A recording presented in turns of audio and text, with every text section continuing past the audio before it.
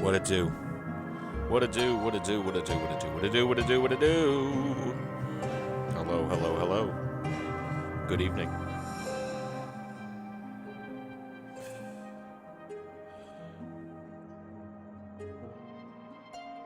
Oh, hi there. Oh, hi. Hey, look. Hey, look at what I got working. I have a camera again. Isn't that great? Truly a 21st century man. I'm not sure why it wasn't working before, but hey, there it is. Not that we'll be using a lot of it tonight, because, well, we have other fish to fry tonight. I'm going to wait for a little while, give people a little bit of time to file in, and YouTube a little time to send out notifications and shit. But,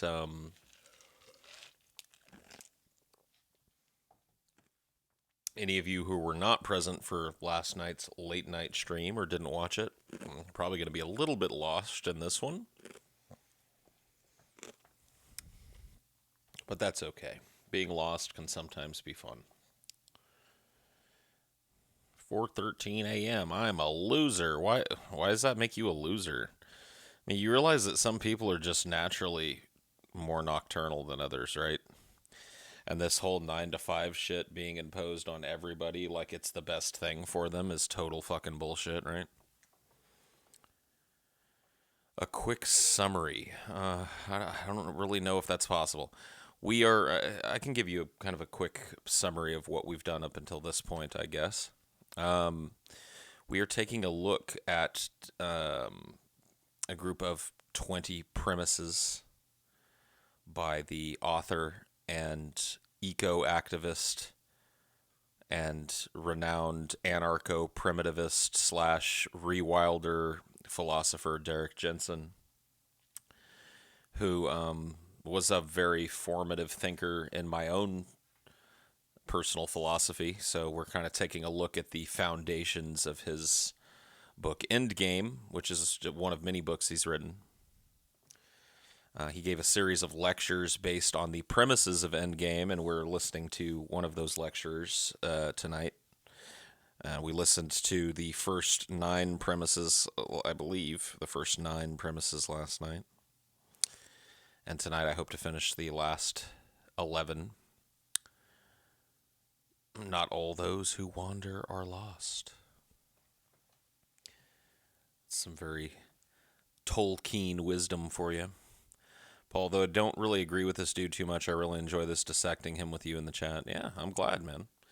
I hope to do more stuff like this under the banner of Paulosophy here. Hopefully, eventually, that'll come to ward off people who aren't interested in this kind of content. When they see Paulosophy, they'll be like, "Oh, it's one of those," you know. And then those of you that are interested in stuff like this, well, you can click those even quicker than you would click a normal video.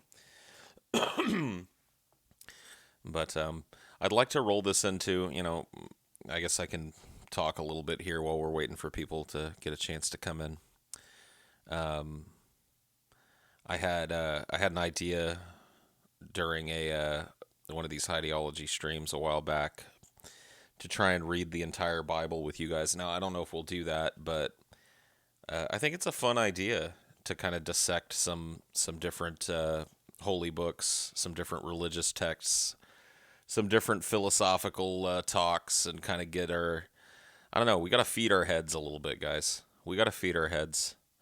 At least I got to feed mine. Maybe you guys are, maybe you guys are fine. But I tell you what, man, like I have wandered far afield from keeping my brain engaged with things and trying to push the limits of that. And I want to try and do that a little bit. I want to try and take a deep look at what I think and what I believe and what other people believe and see what we can get from it. So that's what this is all about. And that's what we'll be doing here tonight.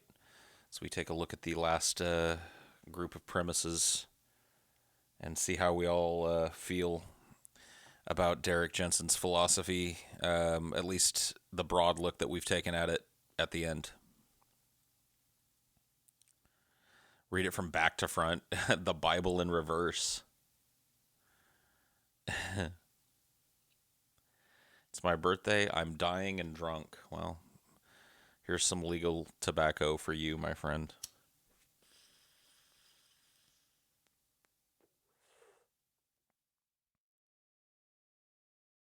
I was pleasantly surprised by people last night. Derek Jensen has some uh, political ideas and some social ideas that aren't really palatable, sorry, to what I would consider to be a lot of the people that watch me. But I was pleasantly surprised at how, I don't know, willing to listen to him despite disagreeing with him you guys were last night. So it seems that once again Paul's ego has underestimated his chat.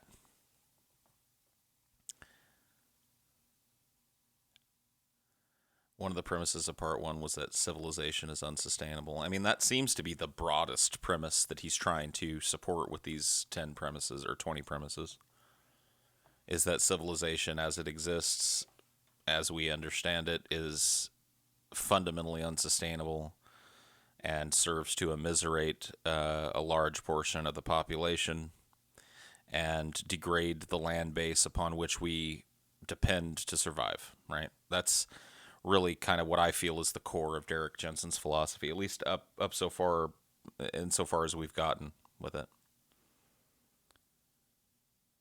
I hope you keep doing these. I really enjoy shows that have themes to them. Oh, cool. Well, just watch your discussion about superpowers. I would like to be a superhuman diplomat and make any two people come to an agreement. Oh. So you'd like to be able to circumvent human free will. Or at least what we perceive to be free will. The illusion of choice. Circumvent the illusion of choice. Got it. That would be an interesting one. I like his eco stuff. I'm pretty anti-capitalist in a lot of ways. Just don't like Marxism either. Understood. Understood and understandable. This really isn't about trying to convince anybody. This is really just about trying to learn a little bit. Derek Jensen is a person that thinks very differently than I do, but was still a foundational person in the building of my own personal philosophy. So, interesting to take a look at. So I guess we could go through a quick recap of what we learned about. Let's see. Can I get back to? There we go. So we covered. Here, let's go to the big screen here. We covered the first 9 premises last night. The 9th premise being pretty long here. The recap of this would basically be that there are different ways that human beings can, that a collapse could happen. And this premise 9 is saying that a collapse is inevitable, and that collapse can be typified by extreme violence and privation and degradation and indignity, or it could be less that. And I don't disagree. Oh man, Alan McClelland went to sleep. Well, let's go ahead and make sure that he gets a nice fucking long nap. See ya! All right, so premise 9, not a whole lot of us disagreed. I'm not going to go back through each one of these because that would be basically rehashing last night's video, and that's really not the point. So we're going to move on to premise 10 here. I don't think he gets directly into it, but let's hear what he has to say here at the beginning of part 2. Bringing down civilization, when I talk about that, it's not a monolithic act. It's a billion different acts done by a billion different people. And part of my definition, actually my definition of bringing down civilization is depriving the rich of the ability to steal from the poor and depriving the powerful of the ability to destroy the world. Okay, that's nice, Derek, but that doesn't alter the fact that there there are people who are dependent upon this social system which is killing the planet. I mean, that's part of the problem, is that just like any good abusive situation, we have been made dependent upon the very system that's exploiting us. And part of the reason that we don't fight back more is because if your experience is that your water comes from a tap and that your food comes from a grocery store, not your head, not your heart, but your experience, if that's your experience, you'll fight to the death to defend that system that brings you your food and water, because your life depends on it. And similarly, if your water comes from a river and your food comes from a land base, people used to drink out of rivers, how quaint is that? If your experience is that your water comes from a river and that your food comes from a land base, you will fight to the death to defend that because your life depends on it. But we have all been so made dependent on this system, and it becomes really problematical. It's very nice, Derek, but what are you going to do about this? Anyway, back to the original thing, that taking down civilization is not a monolithic act. It's a billion different acts with a billion different moralities. And so, for example, I don't care what your motivation is, if you blow up a children's hospital, that is an atrocity. I don't care if you're an anarcho-primitivist or if you're a member of the U.S. military. That's just bad. There is no way you can make a moral case for blowing up a children. Oh, if you're bringing freedom and democracy to a country.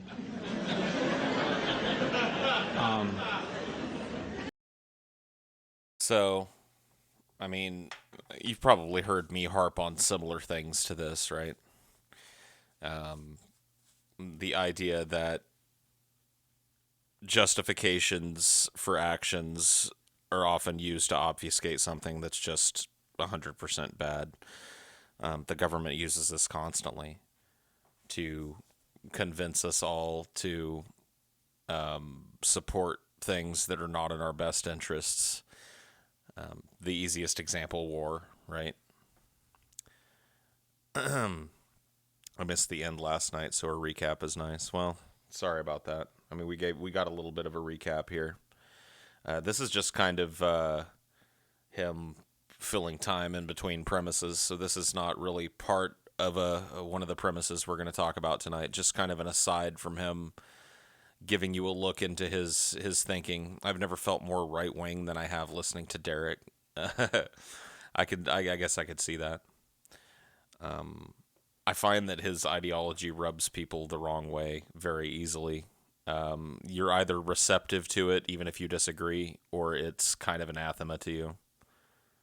So, one of those things. Let's hear what else he has to say here. Which, by the way, I figured out how to listen to George Bush's speech without going insane. Well, turn off the volume, for one thing. But if you're not going to do that, another way to do it that actually makes everything perfectly clear is just do a word substitution. And I came up with this idea back when they did the whole freedom fries thing, when they changed French fries to freedom fries. It's great. All you do is word for word substitution. Every time George Bush says the word freedom, substitute the word fascism. Every time he says the word democracy, substitute the word corporate control. So we're bringing freedom and democracy to Iraq. Damn straight. Oh, I want to say something else too, and we're going to get back to the other, don't worry. And everybody in here, of course, by now certainly knows why my books are written in a nonlinear fashion. Anyway, this whole we thing, you know, we're bringing freedom and democracy to Iraq, is just so weird, because one of the things I think we really need to do is break that identification with the system and with those in power. That's like this friend of mine called me up not very long ago, and she said, how much longer do you think we're going to be in Iraq? And I said, we're in Iraq? Oh my God, I thought we were in Northern California. And he's like, okay. How much longer do you think our troops are going to be in Iraq? I said, I got troops? Holy shit, will they do what I tell them? If I tell them to take out the Grand Coulee, will they do it? And he's like, Derek, this is why I only call you once every 6 weeks.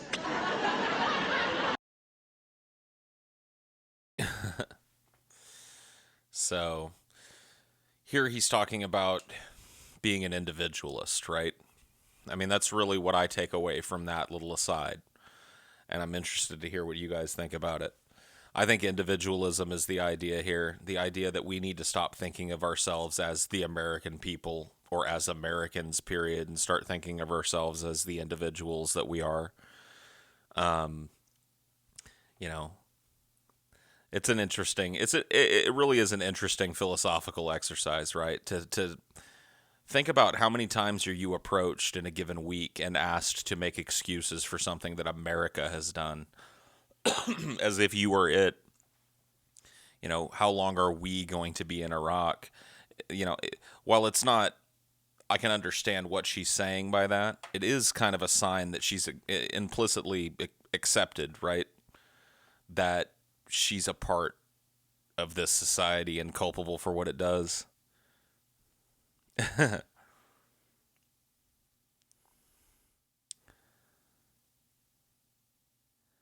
His philosophy seems more collectivist.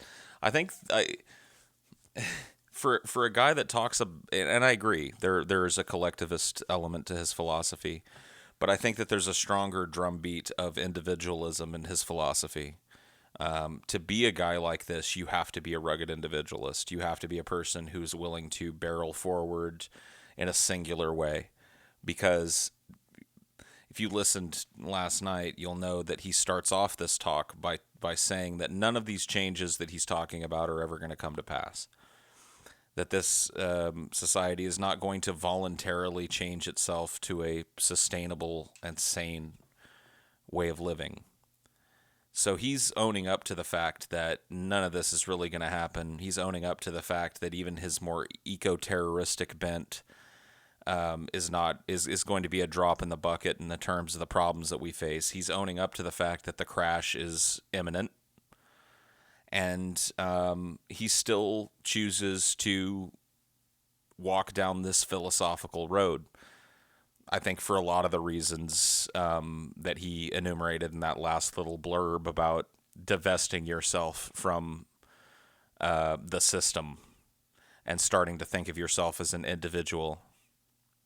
I think individualism is an illusion. We need a community, but there are parasitic forces that feed off that need for their own agendas.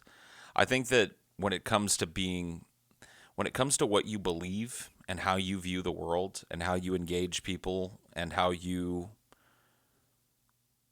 internalize the world, individualism is incredibly important. At least some idea of individualism. I agree with you. Human beings can't. No man is an island, right? But I don't think that that's really implied in individualism.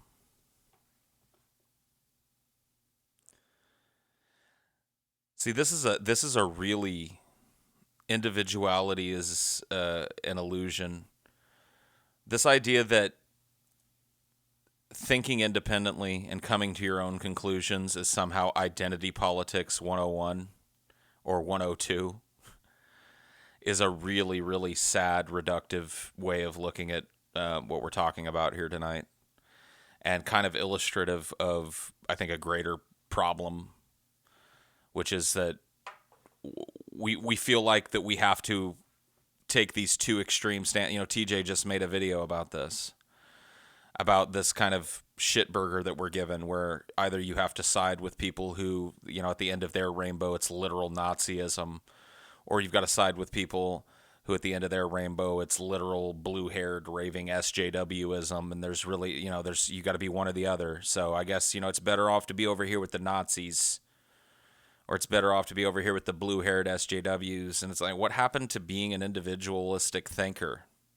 See, I'm not talking about everybody's a special snowflake. If they, that's not what I'm talking about when I'm talking about being an individualist. I'm talking about taking responsibility for what you believe and being willing to challenge what you believe and replace it if you find it to be insufficient.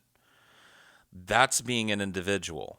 So that you don't start asking how long, so that you're no longer asking how long are we in Iraq, because you realize that we are not in Iraq.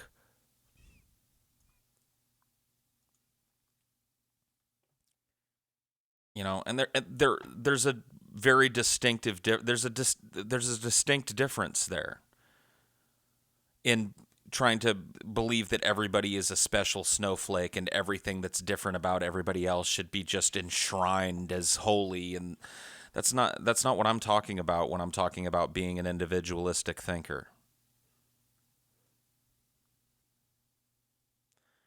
I'm talking about taking responsibility for what you believe and taking responsibility for your ability to defend it. If that's an SJW concept, then dye my hair blue, fucker. Bring on the manic panic, man. Give me a nose piercing immediately. Really ties in with TJ's new book. Yeah, I mean, what we've seen of it so far.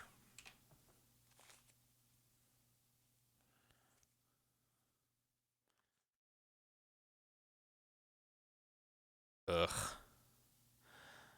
man, you've overstayed how many periods I'm going to allow you to use. If all you're going to contribute to the fucking conversation is dot dot dot dot dot and OMG Paul dot dot dot dot dot, then get the fuck out of here.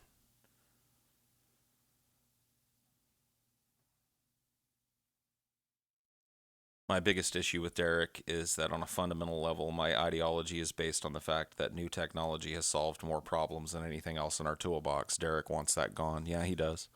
A lot of us do. We can get into that a little bit later, though. I think he'll probably cover it in some of the premises to come, and it'll be a natural point of conversation. Let's continue here. Anyway, I don't care what your motivation is, you cannot make a moral case for blowing up a children's hospital. That's just an atrocity.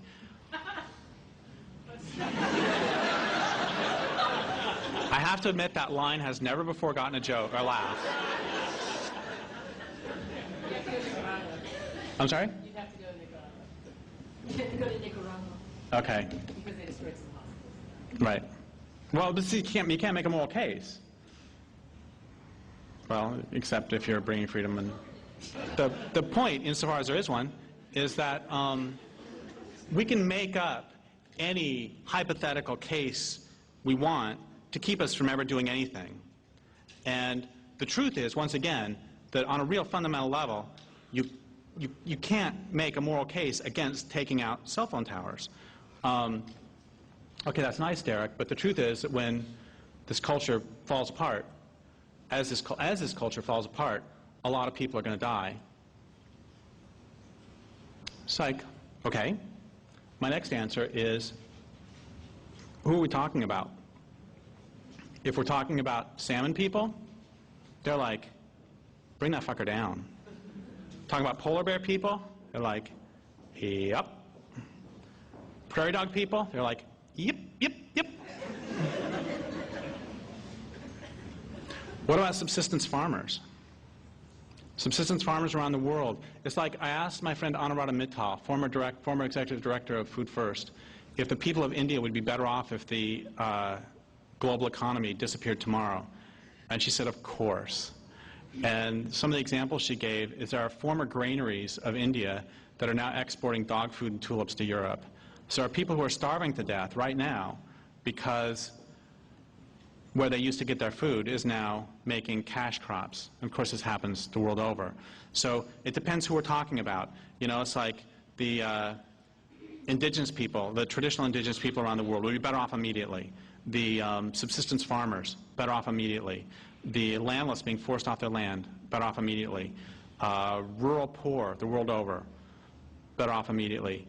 I'm just like, what is it?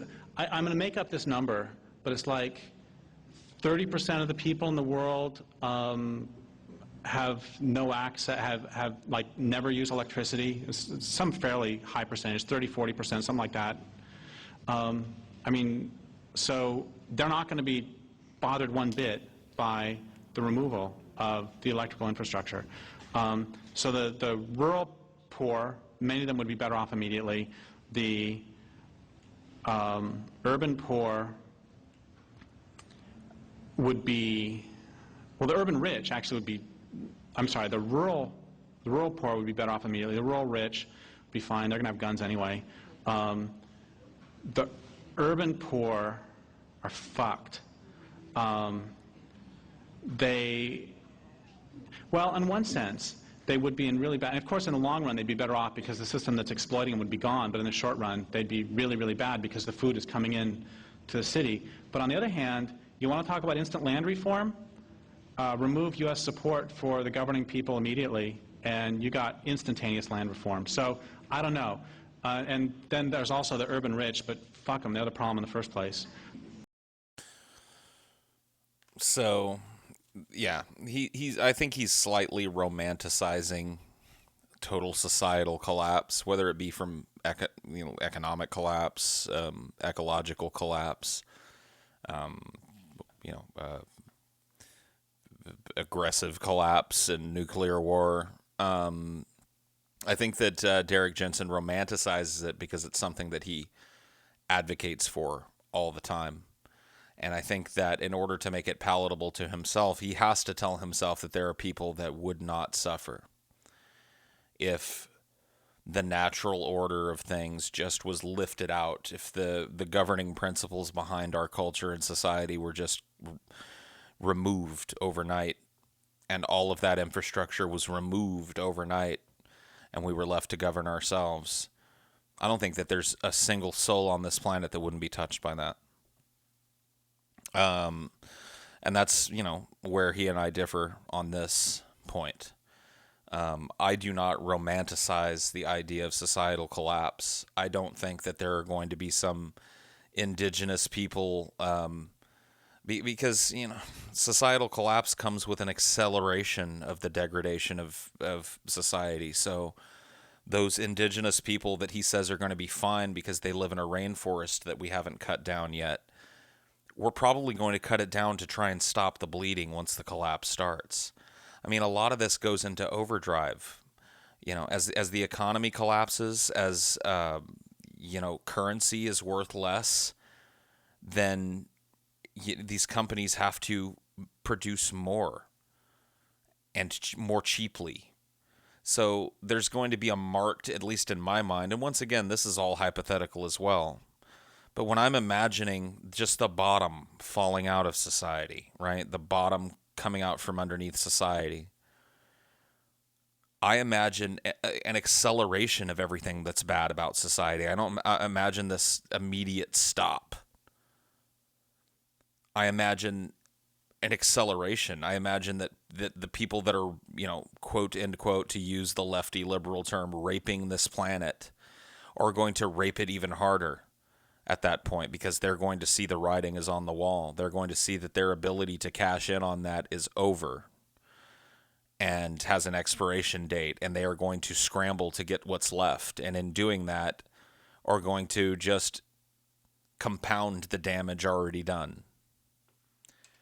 And that's going to affect everybody on this planet. Indigenous peoples out in the middle of the jungle, the urban poor who he seems to think are ready right now to farm, and not the urban poor, the rural poor who he seems to think are ready right now to farm themselves into subsistence.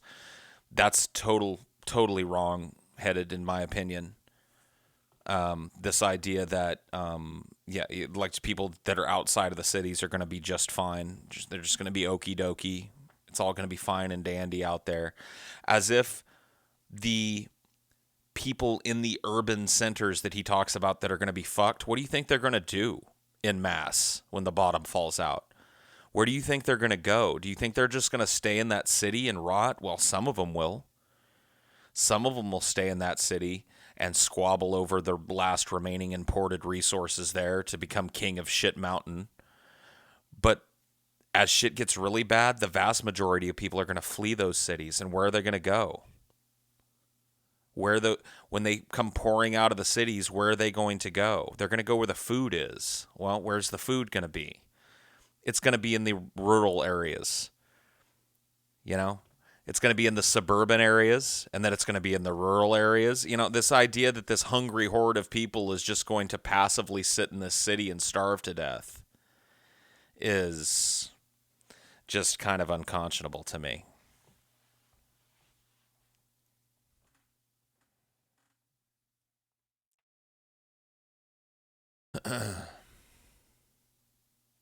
Everyone would suffer. How many poor or middle class people have rich friends or rich family members, or just the people who would feel bad? And, well, I tend to agree on the everyone would suffer.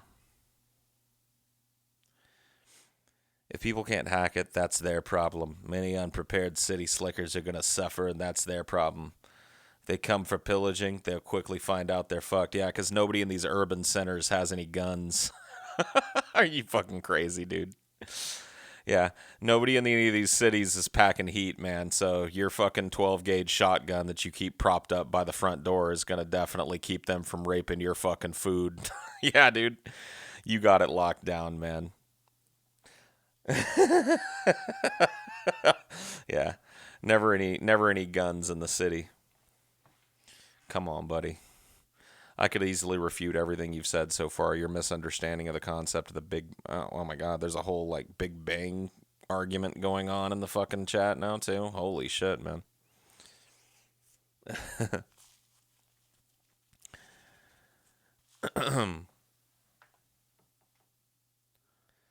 What's my plan if it all collapses? Hopefully die really quickly and be one of the lucky ones. Let's go on.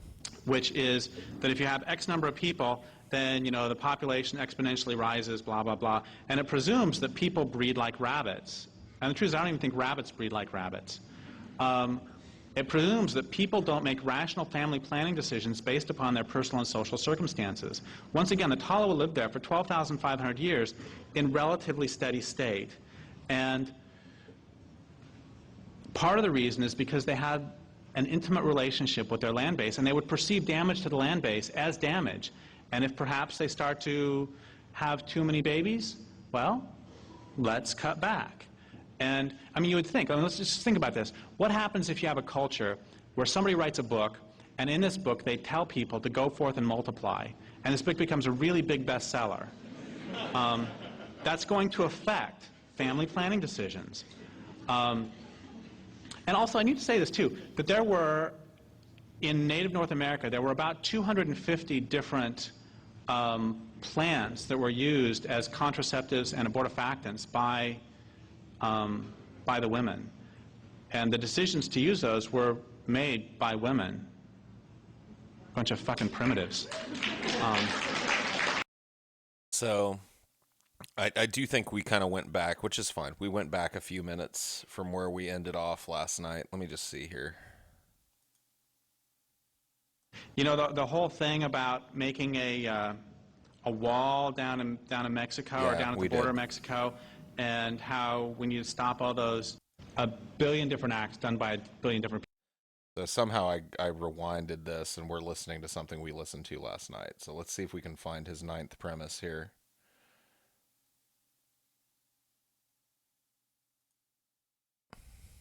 I believe that designing groovy eco-villages will help people immediately. And what about subsistence farmers? Poor, many of them would be better off immediately. Because those in power, those who are already destroying the world, attempt to maintain that lifestyle as in the first place. Okay, here's another part, is that I can guarantee, this is actually more important, I can guarantee that 100% of the problems as this culture collapses are going to be because those in power, those who are already destroying the world, attempt to maintain that lifestyle as the world collapses. At any moment, those in power, whatever that means, could choose to have a soft landing. I mean, that's one of my secret fantasies, is that suddenly we start using all of this cleverness that we think we have to actually solve problems instead of make new ones. And that, the feds start paying Weyerhaeuser not to deforest, but to reforest. I mean, I don't fucking care if Weyerhaeuser still gets the money. I don't care about justice in that sense. I just want forests. And so it's like they can even give the same goddamn subsidies, the same goddamn companies, and if it was moving the right direction, I wouldn't complain. It's like we always hear that the world's running out of water. We hear that all the time. People are dying of thirst because we're running out of water. Bullshit. Fucking bullshit. Goddamn, George Bush goddamn fucking bullshit. The world is not running out of water. Water is being stolen. 90% of the water that's used by human beings is used for industry and agriculture. It's like they always say, take shorter showers. Fuck. All that does is annoy the people close to you. This, the same amount of water is used by municipal human beings as is used for municipal golf courses. Once again, 90% of the water is used for agriculture and industry. So people are not running out of water. Water is being stolen from them. And so it's like if somebody were to take out the Glen Canyon Dam, or if it were just to collapse on its own, if... He's in a group. You can tell he's in front of a crowd of people that really like his eco-terroristic bent. Anytime he talks about blowing up a dam, there's an almost immediate response. The point is that, I mean, we all know the numbers, from Francis Moore Lapay and everything about how there is enough food to feed everyone, and we could have that soft landing. Those in power could choose at any moment. But it's like, that's nice, Derek, but that doesn't alter the fact that wanting to bring down civilization is going to kill a lot of people. Even if those decisions are made by those in power, it's still going to kill a lot of people. And I finally came up with an answer that I'm really happy with, and I want to share that with you now. What do you do with the fact that no matter what you do, you're involved in mass murder? Because if you're civilized, if you're part of this system already, your hands are blood red. It's just you don't notice it usually. And every action within the industrial economy is harmful, which is really fucked up too. I mean, that's another thing that's been stolen from us, is the ability to have a fine meal without it being destructive. The ability to simply live without knowing that you're destroying things by your actions. Anyway, what do you do with the fact that no matter what you do, you're involved in mass murder? And for now, I've got an answer. If you've gotten this far in this book, if you're simply anything other than entirely insensate, we probably agree that civilization is going to crash, whether or not we help bring it about. If you don't agree with this, we probably have nothing to say to each other. Hey, Lou Piniella got picked up by the Cubs. That's pretty cool. We probably also agree that the crash will be messy. We agree further that since industrial civilization is systematically dismantling the ecological infrastructure of the planet, the sooner civilization comes down, whether or not we help it crash, the more life will remain afterwards to support both humans and non-humans. So that's an interesting point. And we're starting to get to the core of his philosophy here. It's not really about saving the world anymore. It's about hastening the end and the possible new beginning that lies beyond that. So even at this time, when climate scientists weren't saying that we were over the hump in the early 2000s, we were still getting a lot of optimism out of climate science. The numbers are bad, but if we do X, Y, Z, we can get these numbers heading in the right direction. We can stave it off. That sort of talk out of climate science has slowly but surely given way to the we're already fucked, and it's just a matter of how quickly the bottom falls out of all of this. And Derek Jensen is about hastening that. Bring on the nukes, right? Now, he's not saying bring on the nukes. In fact, he's saying if we're going to do this, let's have a soft landing. Well, that's what he calls it. That there would be ways for us to do this, that if we did kind of adopt these radical ecological changes, these radical land redistribution changes, that when the collapse that is inevitable finally does come, that it will leave more behind for not only human beings, but the other life that this planet supports, in order for that life to rebuild itself. So once again, a foundational element in my own personal philosophy, although I'm not sure that I'm comfortable advocating for hastening of the end, even with my bring on the nukes provocative statements. But that is definitely unabashedly what Derek Jensen and his organization Deep Green Resistance is about. What's the best outcome I see?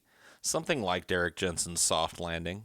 something like a realization that we're fucked, but a realization that we can create a slightly less volatile world for whatever comes after us, civilization wise, to inherit and rebuild. I mean, I think that's an absolutely optimistic best case scenario.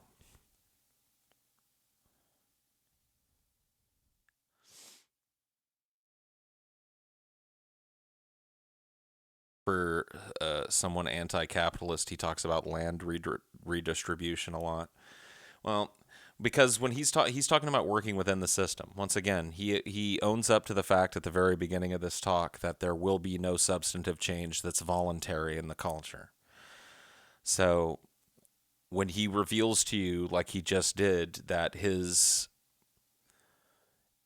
ideology, the end point of his ideology is hastening the end, right? Hastening the fall of civilization. To him, if it happened tomorrow, it would be the best thing that could happen, because every day that our civilization continues to grow, more damage is done to the land base, more damage is done to the planet that the people who are left behind after us, if there are indeed any at all, more adversity that they have to contend with in the rebuilding, right?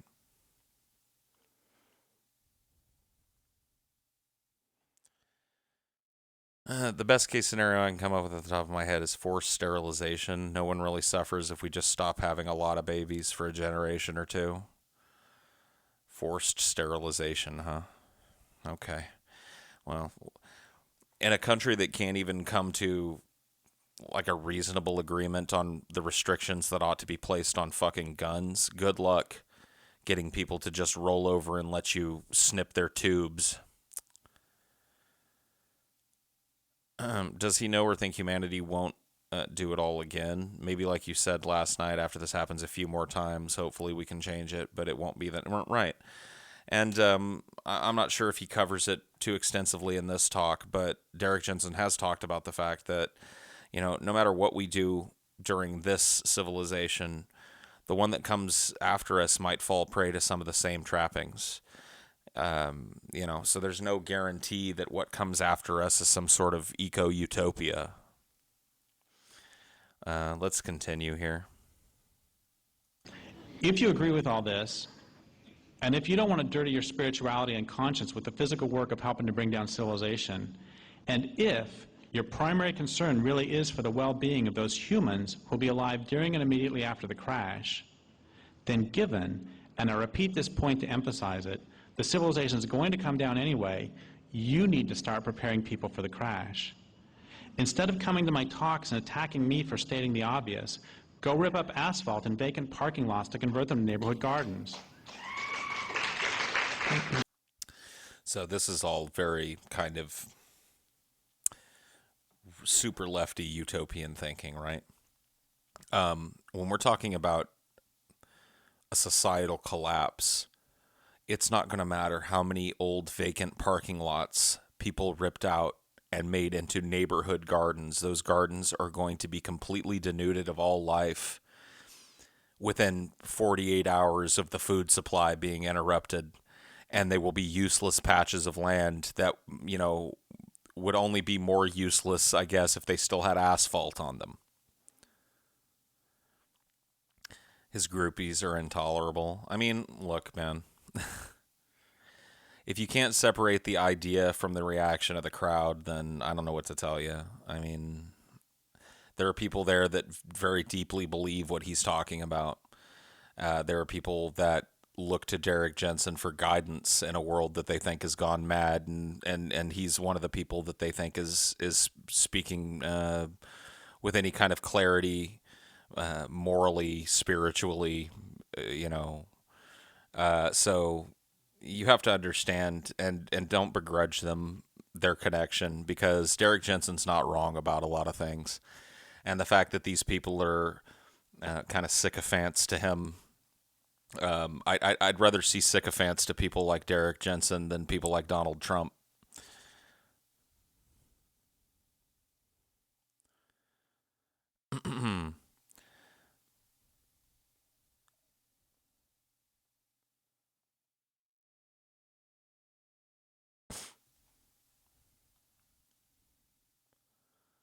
All of this stuff is a cornerstone of your philosophy, but do you actually do anything? It reminds me of the Louis C.K. bit about his beliefs, how he has them because they're just nice to have. Well, saying that Derek Jensen is a cornerstone figure in my philosophy doesn't mean that my philosophy mirrors what Derek Jensen's is. In fact, I think you hear me pretty routinely disagreeing with Derek Jensen when I do. So I don't have the same philosophy that Derek Jensen does. I don't believe in this imperative to tear down the dams. I don't believe in this imperative to convince people to make things a softer landing, because I don't believe in any inherent meaning for life. So for me, it's about the reduction of suffering, because suffering is the most real thing to a conscious mind. I relate, and I do agree with some of the things that he says, and I do agree with some of the conclusions that he comes to, and so did many of you. And so have many of you, as we've gone through this little exercise of watching this talk and dissecting these tenets or these premises, right?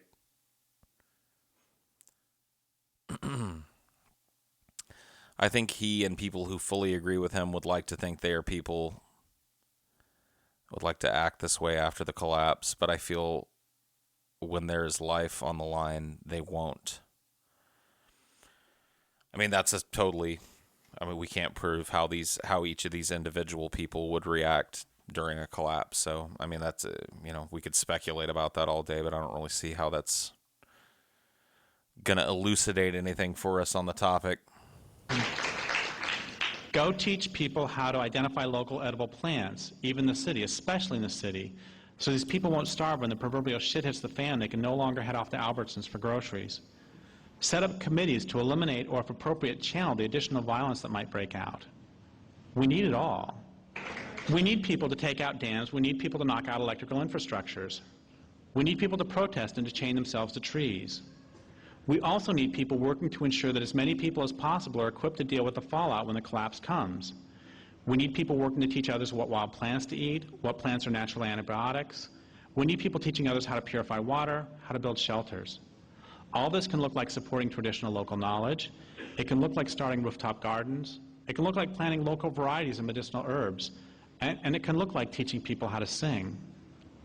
The truth is that although I do not believe that designing groovy eco-villages will help bring down civilization, when the crash comes, I'm sure to be first in line knocking on their doors asking for food.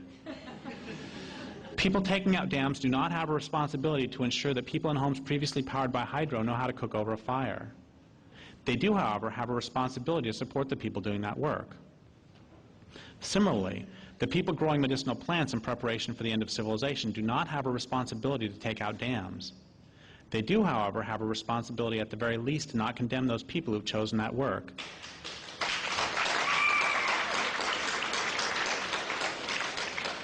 In fact, they have a responsibility to support them.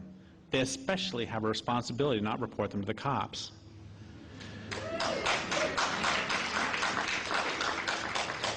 It's the same old story. The good thing about everything being so fucked up is that no matter where you look, there's great work to be done. Do what you love, do what you can, do what best serves your land base. We need it all. That doesn't mean that everybody taking out dams and everybody working to cultivate medicinal plants are working toward the same goals. It does mean that if they are, each should see the importance of the other's work. Further, resistance needs to be global. Acts of resistance are more effective when they're large-scale and coordinated. The infrastructure is monolithic and centralized, so common tools and techniques can be used to dismantle it in many different places, simultaneously if possible. By contrast, the work of renewal must be local. I have a new catchphrase, which is dismantle globally, renew locally.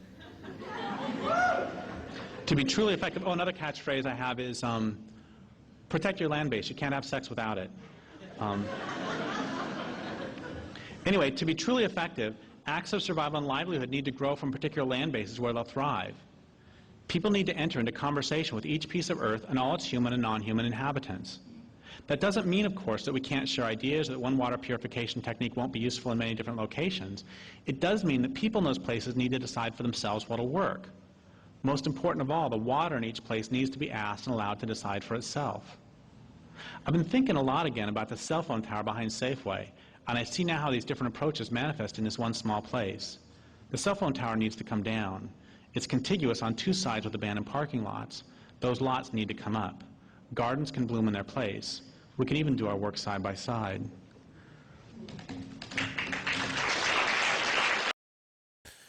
So this was all kind of just an aside between premises and a really kind of intimate look at eco-terroristic thought and the way that they justify violence and acts of political terrorism, right? I think it should go without saying that I do not agree with, nor do I encourage anyone to blow anything up. I don't think that a few green activists taking down light poles and attempting to blow up dams is going to either hasten or stave off the collapse of civilization.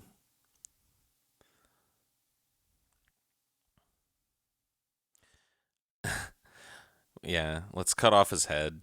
That's a good idea. Let's chop his head off.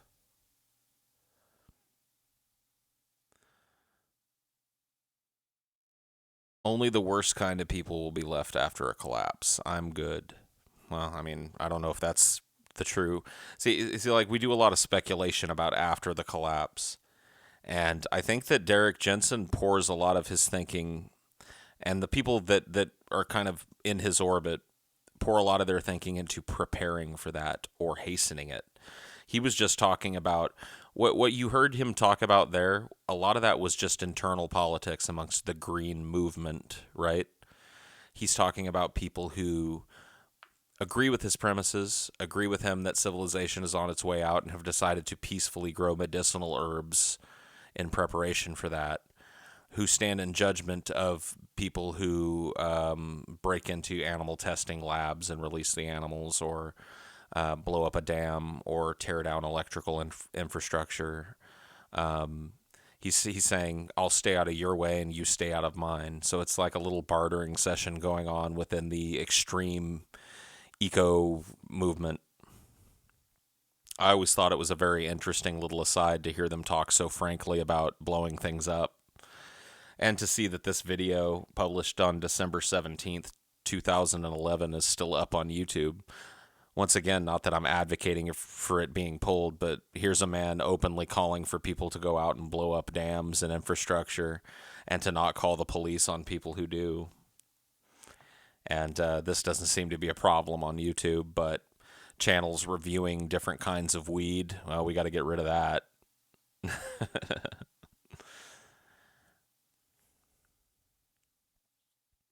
Really depends on what kind of collapse we're talking about. That's such a generic term. It's a very wide gamut considered collapse. That's true. That is true. I wonder why the FBI didn't visit him for a call to violence and destruction. He's been harassed by law enforcement and FBI agents before. He, in fact, tells kind of a funny story. I hope I can find the talk where he would wave every morning to a pair of FBI agents who were surveilling him as he lived in a shitty little trailer with a big patch of wild vegetables and shit growing. And he would walk out in front of his home and wave at them every day as he went out and watered his shit. So, yeah, he was not unscathed by investigatory measures. There are people that follow this guy's lines of thinking. They go off the grid and create communities, and they're complete unlivable shitholes. Well, I mean, look, he's not really focused on that, although he's not standing in the way of people who decide to do that. You know, earlier I didn't respond to it, but somebody said something like, well, you know, the whole idea behind you being subject to violence if you're kicked out of your house is made up for by the fact that you can go out into the woods and build a cabin and live just fine. And it's just like, no, you can't. Like, what an absurd thing to think is possible. You can't just wander out into the woods and build a cabin, because that cabin is either A, on protected federal land or state land, or B, owned by somebody. And eventually somebody's going to come along and go, hey, what the fuck are you doing out here? Tear this shit down and get the fuck out of here. So, yeah, the woods are now owned too. There's no free places to go on this planet anymore. There's nowhere that doesn't have some economic interest, whether it be government or private. So, yeah, there's no off the grid. I mean, there might be technical off the grid, but off the grid is just kind of living until somebody decides to come and fuck with you.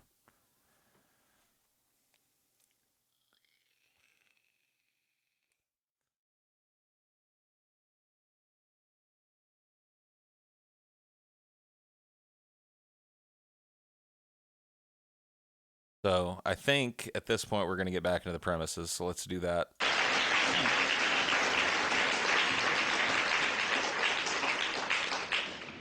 Okay, no segue at all. The next premise is the culture as a whole and most of its members are insane. I don't need to talk about that, do I? The culture is driven by a death urge, an urge to destroy life. All right. So, let's see here. Premise 10. The culture as a whole and most of its members are insane.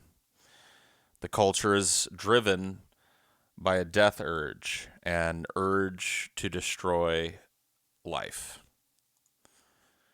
There's a lot packed into this very, very short premise, and I'm going to see whether or not he spends any time in this particular talk defending that premise or if he just moves right on. Speaking of genitals, did you know that Nicole Kidman does not like to wear underwear? I read that in the newspaper, so it must be true.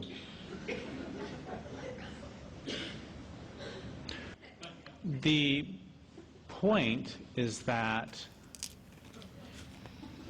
it is literally insane that I know what is on Angelina Jolie's genitals and what is not on Nicole Kidman's. But it took me about 3 or 4 years of living where I do to learn that there was a massacre of about 250 Indians about 2 miles from where I live at a place called Yantakit. Another massacre of another 100 Indians or so at a place called Hawanket right over here. And then right over here there was another massacre at a place called Achilet. And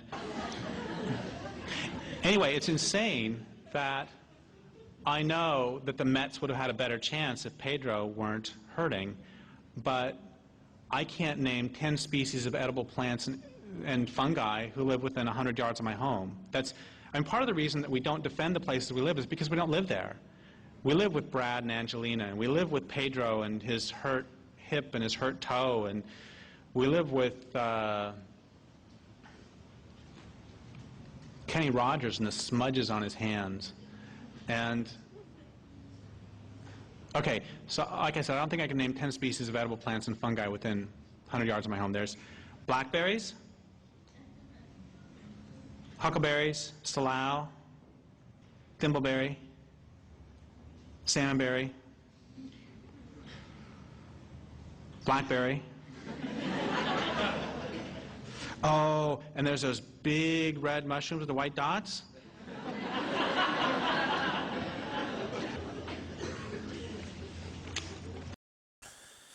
So,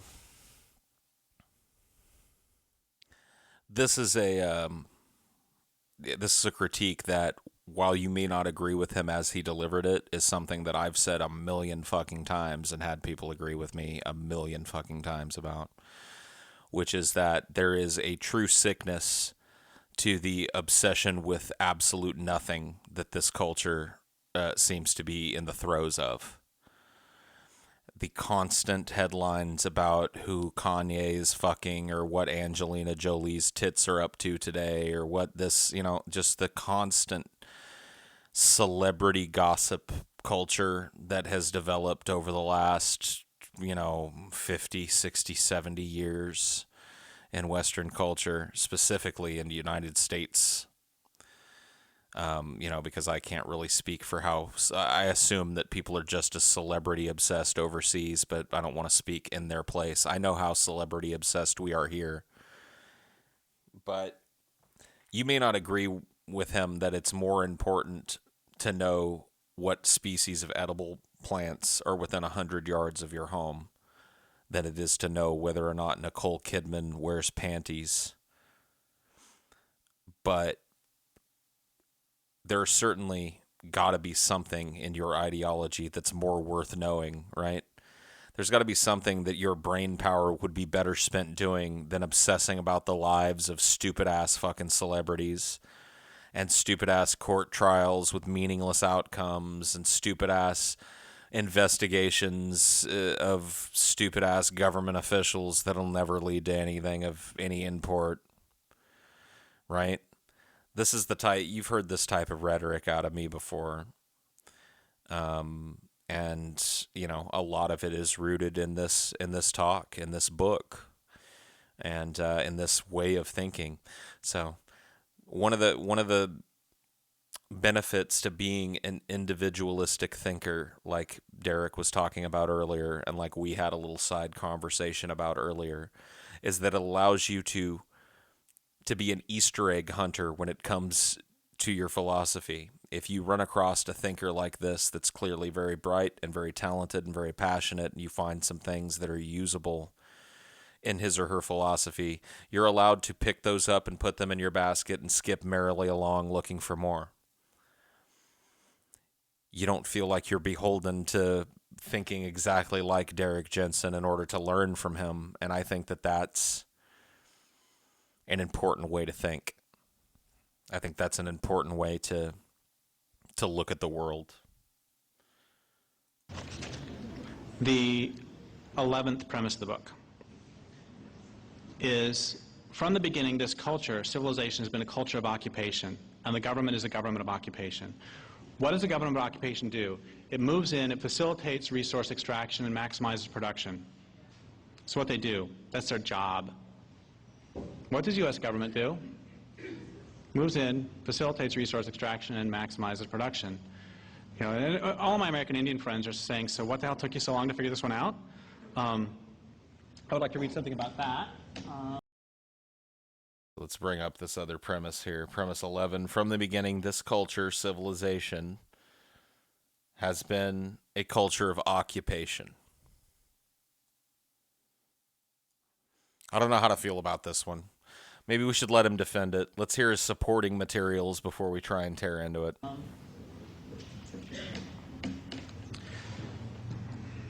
Okay, if Nazis or other fascists took over North America, what would we all do? Oh, we'd watch television, by gum. What would we do if they implemented Mussolini's definition of fascism?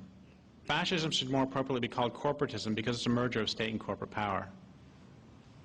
And what would we do if they then instituted laws allowing them to put a significant portion, say 1/3, of all Jewish males from the ages of 18 and 35 into concentration camps? What if this occupied country called itself a democracy, but most everybody understood elections to be shams, with citizens allowed to choose between different wings of the same fascist or following Mussolini corporate party? It's like, you know, the capitalist press used to just laugh and laugh and laugh that the Soviet Politburo was made up of like 99% members of the Communist Party. It's like, okay, so the U.S. Congress and House of Representatives is made up of what percent of members of the Capitalist Party? I think it's about 99%, with 1% absent.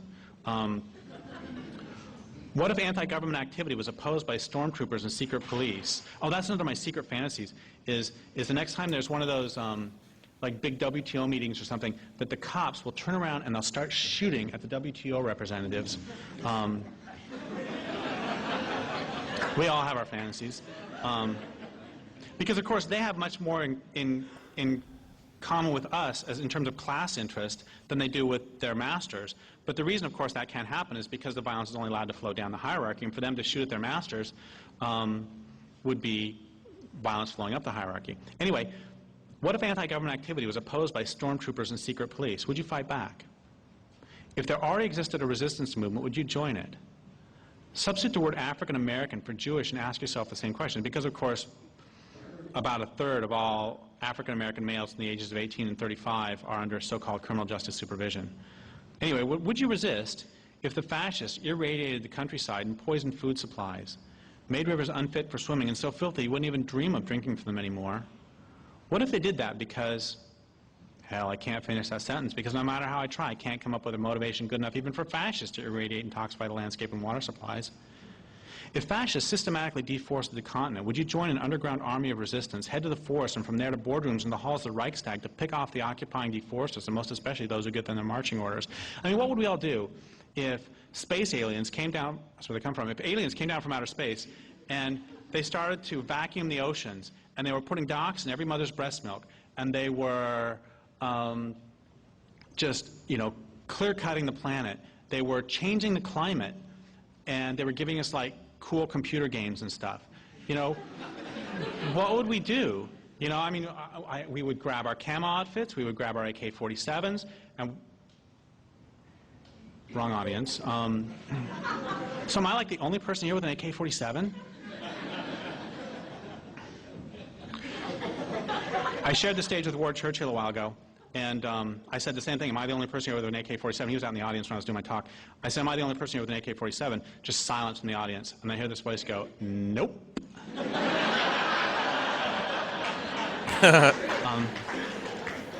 Seriously, what would we do if instead of it being, the U.S. government, the corporations run by the U.S. government, what if instead of the Iraqis had invaded? The Iraqis were so close to invading. What if they were Iraqis who were doing all this? We would fight back. Okay. So maybe your sense of kin, your sense of skin doesn't extend to the natural world. Maybe you don't yet love the land where you live enough that you'll fight for it. But what if the fascists toxify not only the landscape, but the bodies of those you love? What if their actions put dozens of carcinogens into the flesh of your lover, children, mother, brother, sister, father? How many people in here have had someone you love die of cancer? It's about 80%, 70%. I mean, how many hands go up in the chat? Mine is up. How many of you in the chat threw your hands up in the air?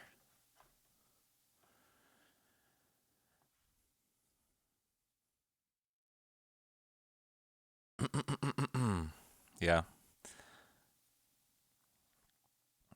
Pretty ridiculous.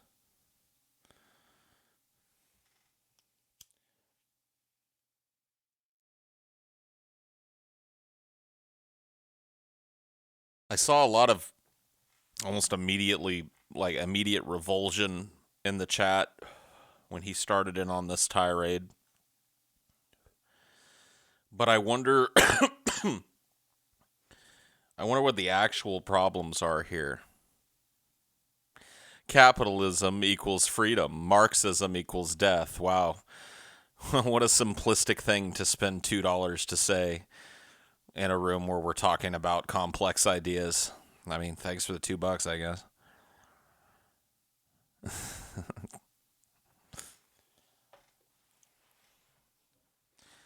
Yeah, capitalism doesn't equal death for anybody.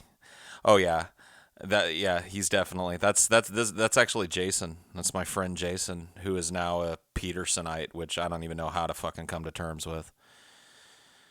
Holy motherfucking shit, man. It's like he picked up his first self-help book and is now like in the religion. It's like, you never read Chicken Soup for the Soul? This is just like Chicken Soup for the Soul, repackaged for virgin, basement-dwelling, bedroom-ridden neckbeards. I mean, there's nothing wrong with self-help books. 10 steps to clean up your life, sonny. But it's just like, man, have we reached critical mass where people are so desperate for a father figure that they'll, like, crawl up Jordan Peterson's ass like he's the next coming of Christ? Go read the fucking comments on a Jordan Peterson video. Especially try and find one where he cries. And tell me that you don't smell like the cult of fucking personality just swirling around this fucking dude. I mean, Jordan Peterson is a good man, a decent man, a principled man standing in a sea of adversity. Men like this are rare and come along once in a generation. I feel blessed and lucky and privileged to have been born in a time where I got to live at the same time and breathe the same air as Jordan B. Peterson. It's like, holy fuck, man. Holy shit. Why don't you just shut up and listen to some other perspectives? I'm glad you found a self-help book that helped you feel like there's a little purpose in your life. But why don't you shut up and listen to some other ideas? You might find some new and exciting and stimulating things for your brain.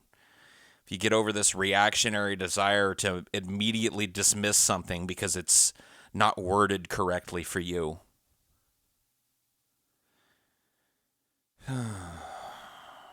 Anyway. Would you fight back? Yeah, I've read Das Kapital. And I'm not here defending Karl Marx either. You're the one that's trying to turn this into some stupid capitalism versus Marxism debate. And I find your insinuation that capitalism equals freedom to be so fucking reductive and so ignorant of the actual truth of what capitalism exports that I find myself wanting to ban you out of my fucking chat just so I don't have to read your $2 fucking bullshit anymore. You're going to have to bring a little bit more than Jordan Peterson to the table. I've been around the fucking sun a few more times than you give me credit for. I've seen a lot of self-help gurus come and go, and I've seen a lot of people deified only to be torn down later or forgotten by their fan base. I'm talking about broader ideas here. I'm not interested in letting you turn this into a Paul's a Marxist and you capitalism to win. That's just bullshit. This isn't a pro-Marxist stream, dipshit. Go find somebody else to spend $2 on. What if the fascists toxify your own body? Would you still cling to the illusion that their edicts carry more weight than that brought to bear by their secret and not so secret police? Would you work for this regime? Would you teach others its virtues? Or would you fight back? If you won't fight back when they toxify your own body, when precisely will you fight back? Give me, and more importantly yourself, a threshold at which you finally take a stand. If you can or won't give the threshold, why not? None of these questions are rhetorical. The questions are real. They are, at this point, some of the most important questions there are. So this is a modified, this was a very foundational thing to me too. And I use it a lot in talking to hardcore Second Amendment advocates, people that believe that guns should be unregulated and that widely available to everybody, and that's a right that is conferred upon them by the Constitution and should be continued to be conferred upon them by the Constitution. And I use it in dismantling one of their arguments for guns, which is that the people have a duty to rise up against a tyrannical government. And anytime somebody throws that at me, I say, well, where's your threshold? Where's your line? Where are you drawing the line?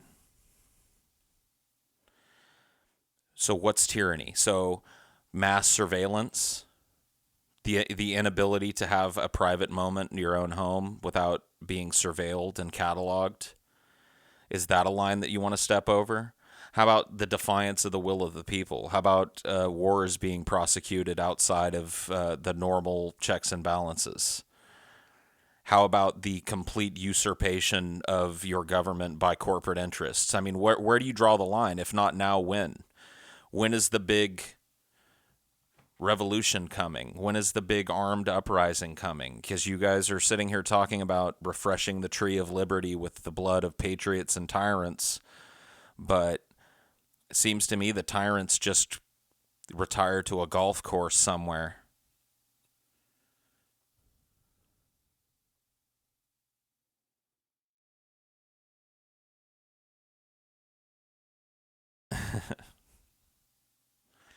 Yeah. I'm for clarifying the Second Amendment. I'm all for fair trade and regulation. I'm not an anarchist or an anarcho-libertarian. Hell no. Regulation, oh yes. You liberal cuck, Galen. You fucking liberal cuck, dude. You know regulation is just a step down the slippery slope of disarmament. You know it as well as I do. First they'll just say, just a harmless gun registry. Oh, just some harmless restrictions. And then the next thing you know, a federal agent will be knocking on your door asking you for your guns. And if you're not willing to give them, well, they're going to take them. You want that? You want that, Galen? I don't want that, Galen.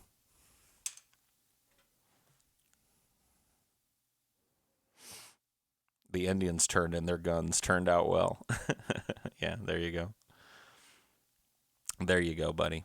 I got shit for saying the Second Amendment is super vague. Well, it is. The big revolution will never come. We can't own 50. Oh, yeah, that's right. If only we could have 50 cal machine guns, then the revolution would come. But with these ridiculous restrictions in place, of course, the revolution can't come yet.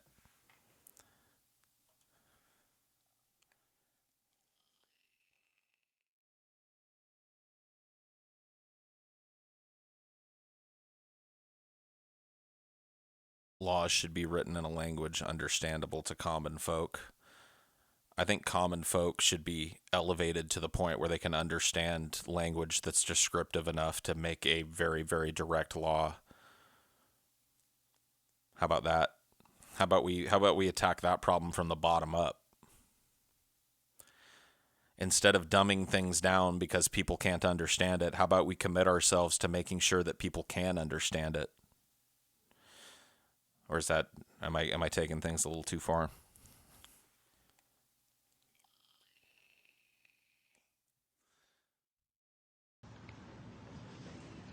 So what I'd like to do is, I've got three more premises I want to talk about. Well, I want to do two premises. I want to bash pacifism, and then I want to bash hope, and then read two things real fast, and then we're done. All right. Okay. Next premise. There are no rich people in the world, and there are no poor people.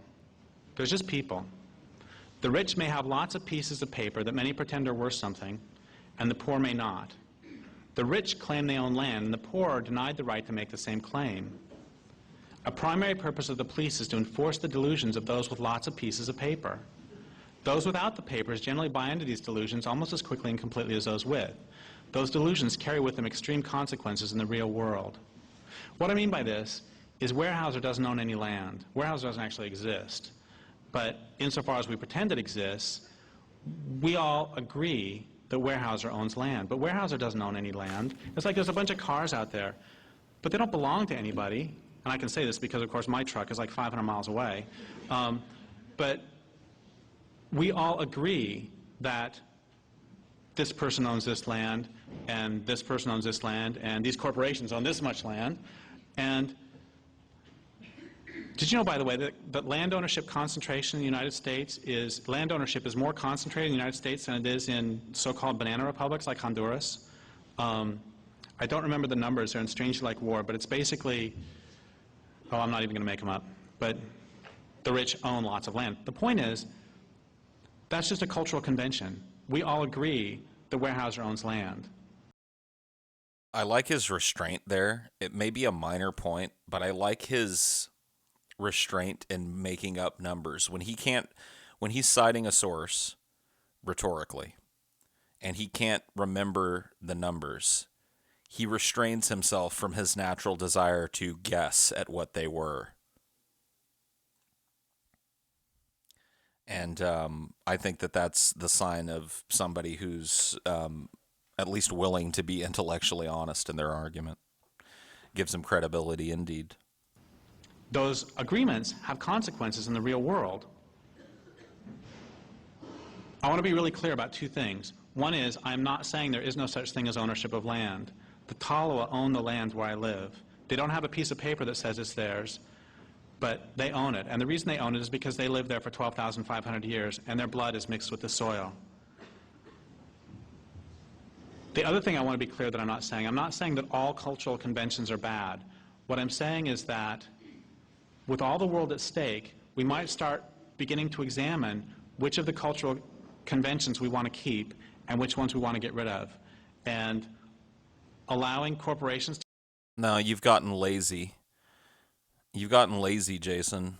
And I'm not trying to tear down any personal fucking growth that you may have found from reading Jordan Peterson, but coming in here and making a stupid fucking statement about Marxism just shows that you've allowed somebody to think for you. You found Jordan B. Peterson, the guy that gets to think for Jason now, the guy that just gets to be right. And Jason doesn't have to defend Jason's positions anymore. And Jason is no longer responsible for coming up with Jason's own worldview. Because, God damn it, Jason found his daddy, Jordan B. Peterson, who gave him his 12 rules for life. And by golly, by gum, I'm going to run around and pay $5 to say stupid shit like, Ownership and freedom is the lesser of two evils, which informs absolutely nothing about your position, by the way, and adds absolutely nothing to the fucking discussion that we're having here tonight. You need to break the chain of this Jordan B. Peterson shit so you don't end up like one of these fucking spaced out weirdos following him, Jason. Take my fucking advice. Anyway. To exist is one we might want to consider getting rid of. And allowing corporations to own land is one we may wish to get rid of. Okay, those in power rule by force, and the sooner we break ourselves of illusions to the contrary. All right, hold on. We'll tackle this in a second. Let's take a look at that premise. Holy shit, man.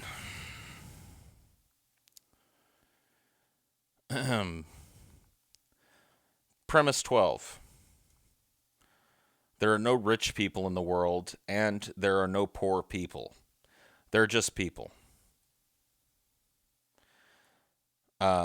Well, this is a vast, I mean, like, whatever. I can't say that I agree with this. I mean, this is a vast simplification. I mean, yeah, I guess at the base level this is true. But there are also economic systems and systems of hierarchy that divide people that are just as real as the people that they divide.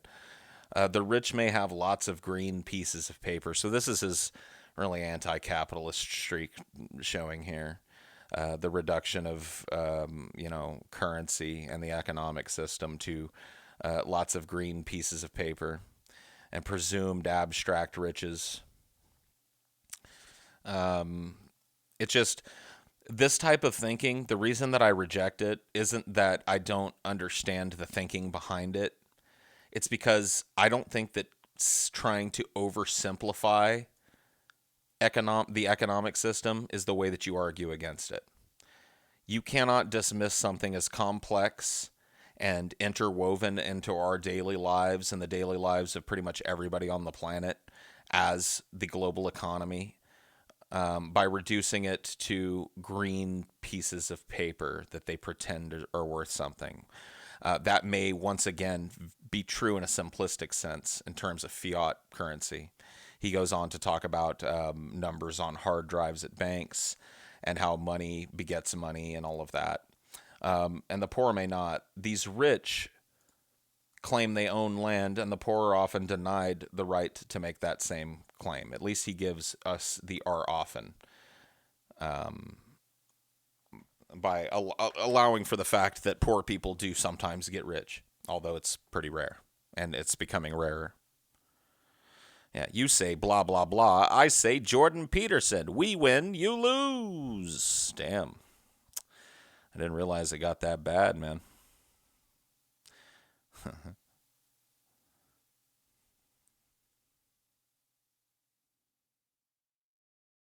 I haven't watched Peterson's. I really kind of resent that Jason tried to turn this into a Peterson evangelist session, because we're not here to talk about Peterson. You know, maybe we'll do this for Jordan Peterson's philosophical viewpoint. We'll find some long talks that he's given that are foundational to his philosophy, and we'll give him the same critique. But we're here to talk about Derrick Jensen. And if Jordan B. Peterson came up naturally in the course of this conversation, it'd be one thing. But he was just kind of injected by somebody who thinks that they found some kind of political liberation in allowing somebody else to fucking think for them. Well, shut the fuck up, dude. I mean, your douchebagginess is just beyond fucking, like, it's beyond belief. I'm going to now move on with what the fuck I was doing so that you can go stick your nose in a Jordan Peterson book and let him tell you how to feel about things. Fucking, just the weak-willed nature of you. Wish to get rid of. Okay, those in power rule by force, and the sooner we break ourselves of illusions to the contrary, the sooner we can at least begin to make reasonable decisions about whether, when, and how we're going to resist.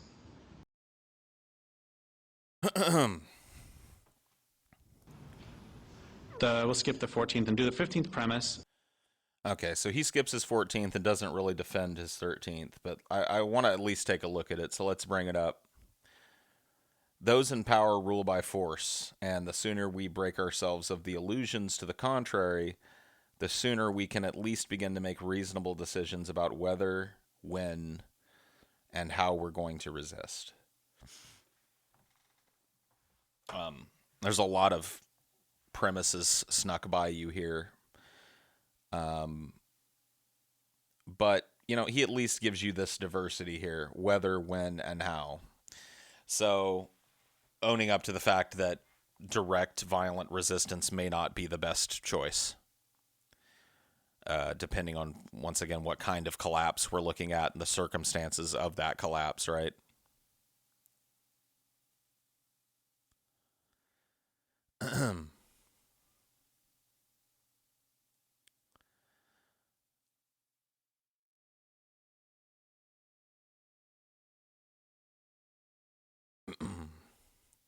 Yeah, but it seems to me that all he's proposing is just a different kind of force. Yeah. I mean, he's proposing possibly meeting force with force.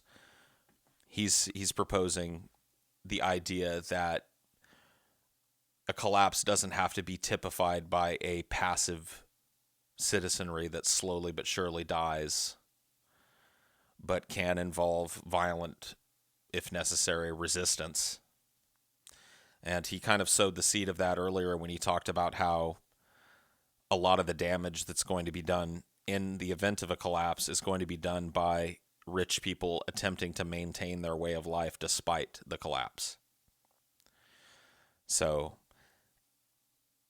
in a case like that, right,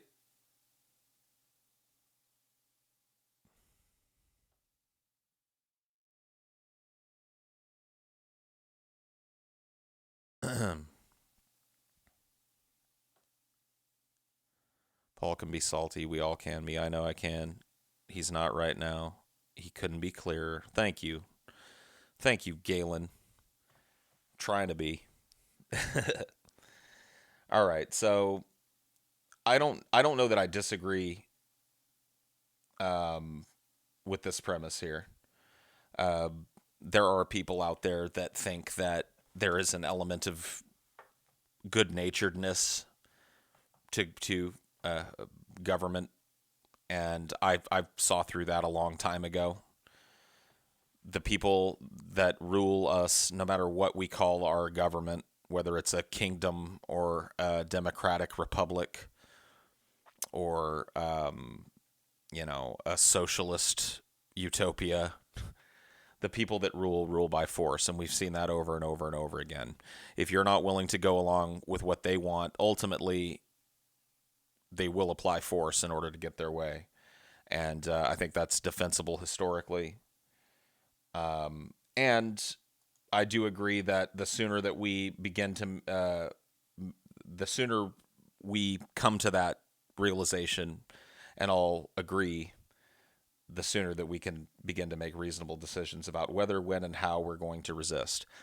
He doesn't imply necessarily violent resistance, but we've heard him say how he would like to blow up a dam enough times tonight, I think, to understand the implications of premise 13 when it comes to him personally. Change will only come through authoritarianism. Well, that may be true. That may be true. I don't know. Let's continue listening. I love this one. Love does not imply pacifism. I get this book. They're two big books, and they really were they're originally supposed to be pamphlets. And you're seeing now, several hours later, why they ended up. And what it was going to be, it was going to be, I found that when I would do talks about fighting back, that the resistance, that the response by the audience was really predictable. And that's sort of a lot of mainstream peace and social justice activists and a lot of mainstream environmentalists, their response would be to put up what I've taken to calling a Gandhi shield. And they would say the words Gandhi, Martin Luther King, Dalai Lama again and again as fast as they can to keep all evil thoughts at bay. And then grassroots environmentalists would do the same thing, but then they would come up to me after the talk and they would say, "Thank you for bringing this up." And then other groups of people, like prisoners and family farmers, survivors of domestic violence, American Indians, radical environmentalists, I know I'm missing the poor, a lot of people of color would have an entirely different response, which is they would look at me like, "So can you tell us something we don't know? And let's go, bro." And I realized the difference was that for those latter groups, violence is not some theoretical question to be puzzled through. It's simply a part of life. That doesn't mean you participated in it, doesn't mean you don't participate in it, but it's not some abstract or spiritual question. Not to say that... I'm sorry? That means you understand it. It means you know it in your body. Yeah. Yeah. Quit participating, lady. So this is an important part of his philosophy here, and I think a defensible position. For those of us that don't live under the threat of constant violence, violence is often treated like a moral conundrum that we argue, and he's talking about specifically within the green community, amongst the fringes of the far left green community, right? There's this argument about, well, should we be, and he's touched on this the entire night. You can tell what this talk is really about. ENDGAME, I think it's probably not revealing a lot to a lot of you who have been listening, but if you haven't gotten it at this point, ENDGAME is a book about when it's time to rise up and what violent measures could be taken against the powers that be to hasten the fall. And starting that conversation within the green community and starting to come to these consensuses about, we can theorize all day and we can all grow, mushrooms and natural antibiotics in our backyards to, support the fall. But in actuality, if we don't take direct action, then we'll probably never make an impact. That's what ENDGAME is about. It's about being over the hump. It's about being over the top as far as like thinking about saving the civilization and talking about what radical measures could be taken to make the next civilization that comes after us, if such a thing would be possible, something that's better, right? This chat is cancer. Well, I mean, a lot of it is.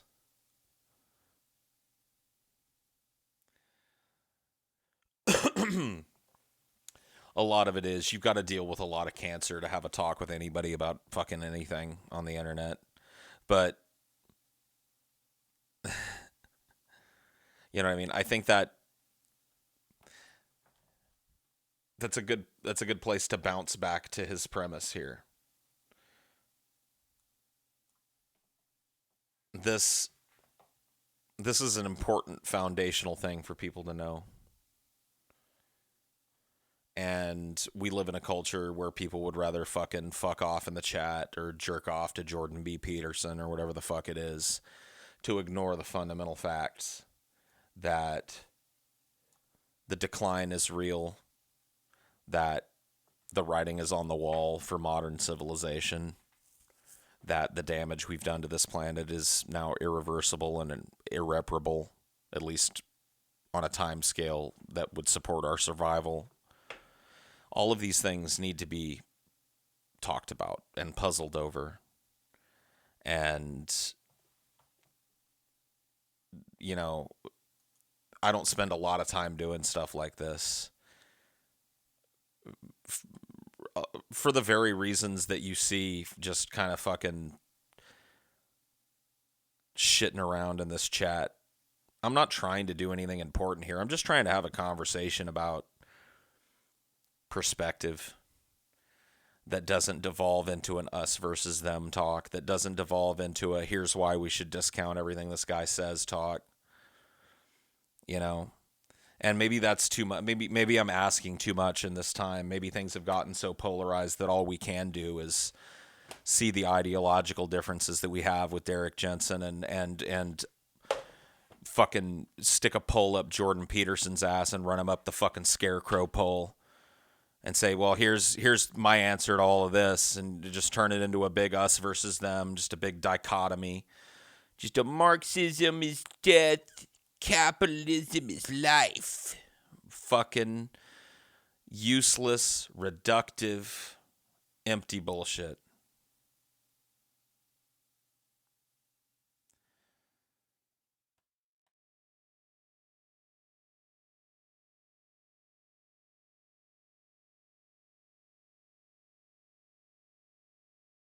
You'd enjoy reading more on the loss of biodiversity in the works of Edward. Yeah, I'll check. You need to, like, the next time, you're feeling up to getting out and about, man. We gotta have a talk, me and you, Galen. We gotta go out to dinner or something, and I'll get a reading list from you or something.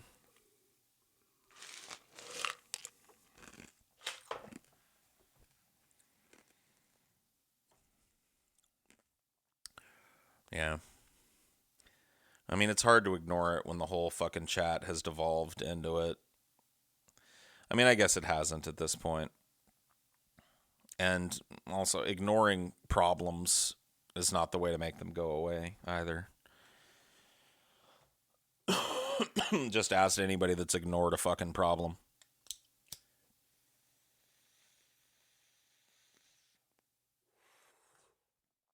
Anyway.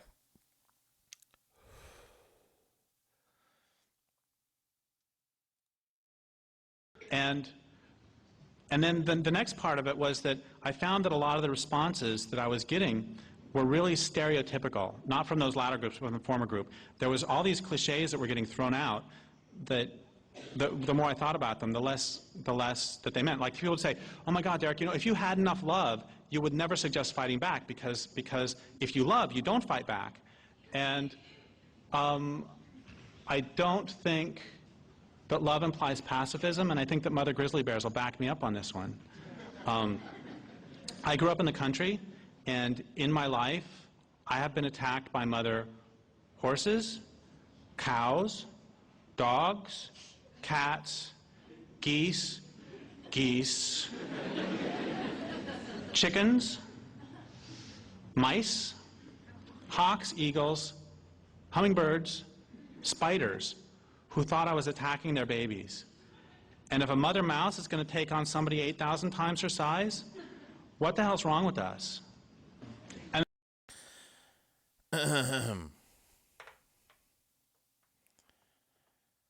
Some people will talk pig shit, but there's always some in life. Yeah.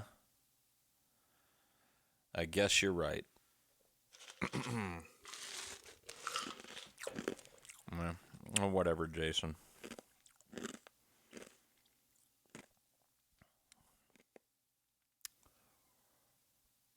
I don't know. I think somebody has to address the pig shit, though.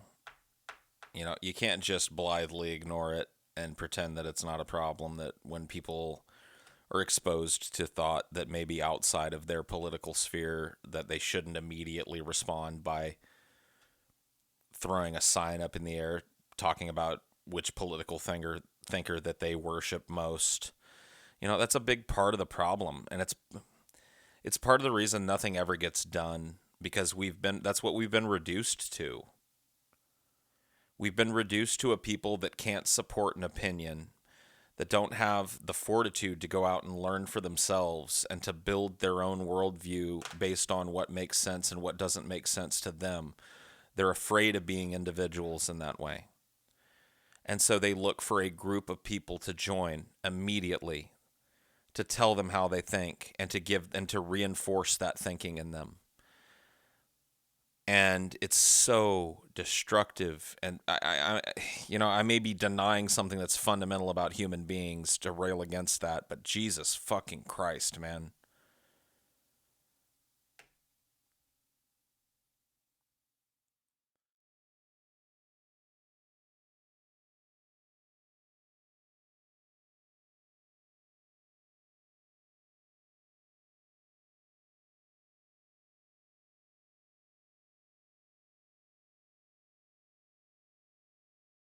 I used to live for socialism. When was that?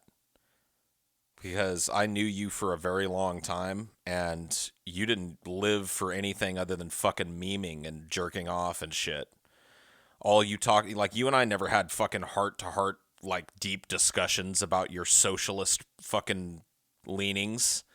We might have brushed on them a few times, but most of what we talked about involved your masturbatory fantasies and fucking video games and movies, and you know what I mean? Like, when did you become some, like, it's this need to mythologize your past.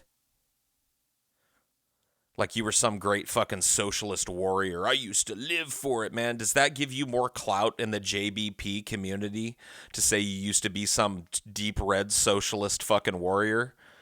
Because I don't know how much fucking leverage I have as a dude that was your friend and talked to you every day for fucking a couple of years, but I never saw that side of you. It's like, at least be honest about what you are, man. You're a young kid who's looking for some direction in life, and you found Jordan B. Peterson, and there's nothing wrong with that, man, if that launches you off onto a search for different things. But don't act like you were some fucking political warrior before this and that you just changed sides due to the sheer brilliance. It's just, your bragging rights don't mean shit in here. All right? That might get you a fucking standing ovation at Peterson Con or whatever the fuck. Oh man, yeah, dude, I used to be a super socialist, man. I used to live in all caps. I used to motherfucking L-I motherfucking V. I used to eat. I used to live for socialism. When? You're a young fucking dude. I met you when you were like 19, right? We became friends when you were like 19. So did you used to live for socialism when you were fucking 13, 14, 15, or what? Like, the fuck out of here, man. Just at least be honest. And then another one is you can't use the master's tool to dismantle the master's house. And I love Audre Lorde. She's great. A, she's not a pacifist, and anybody who ever says this in sort of a pacifistic sense has never read her essay, because it has nothing to do with pacifism. It has to do with we need a wide range of voices is actually what the essay is about. But as much as I love Audre Lorde, I'll tell you this much. She never worked construction, because it doesn't matter whose goddamn tools you use. You use my tools, you use your tools, master's tools, doesn't matter. And there's another problem with that, too, which is it presumes that the house belongs to the master, but it's just a house. And it also presumes that the tools belong to the master. It presumes that violence is one of the master's tools. Those in power are trying to tell us that they own the land. They're trying to tell us that they own the water. They're trying to tell us they own genetic materials. I'll be goddamned if I'm going to give them violence, too. And once again, I think Mother Grizzlies are going to back me up on this one. What's another one we always hear? Oh, God, this one's embarrassing. This is so embarrassing. How many people in here have the book A Language Older Than Words? Okay, those of you who have that book, do you also have like a straight razor or a razor blade?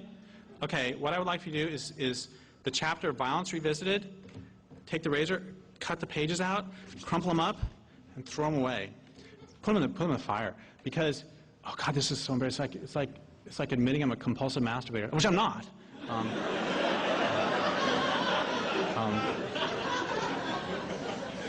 Okay, in that book, in that chapter, oh God, this is terrible. I say that if you fight back, you run the risk of becoming like they are. So, this is, once again, another reason why I respect Derek Jensen despite my disagreements with him, because he is willing to own up to things he said in the past. So often we find people that are fond of revising history when something that they said in the past is no longer politically expedient for them. But Derek Jensen, at least in this instance, doesn't allow himself to do that. He cops to the fact that he has evolved in his views and come to see violence as a necessary tool and not something to be shunned. This is something that I've taken to heart.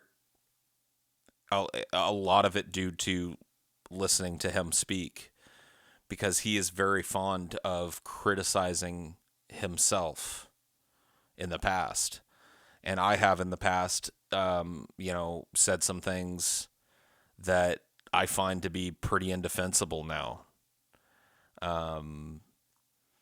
One of the things that I'll probably own up to in this form, maybe I'll go back and we'll do some of these types of streams where I tear down some of my old videos and do video responses to them. I'll pick a selection that I find particularly reprehensible. But I like that in a speaker. I like that in a thinker. I like that in a philosopher. The ability to criticize oneself. Oh my God, it's like that's so stupid. I mean, does that mean that the woman who kills a rapist runs the risk of becoming a rapist? Does that mean that the tiger who kills a zookeeper runs the risk of becoming a zookeeper? Does that mean that Tecumseh ran the risk of becoming like the people who are stealing his land? It makes no sense. Or what's another one?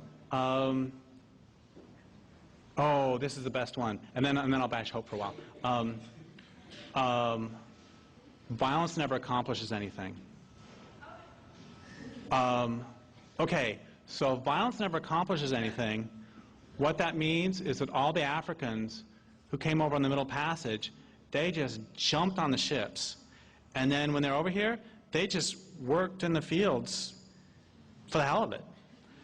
And what this means is that the American Indians, they just saw the white people and they said, hey, you want some land?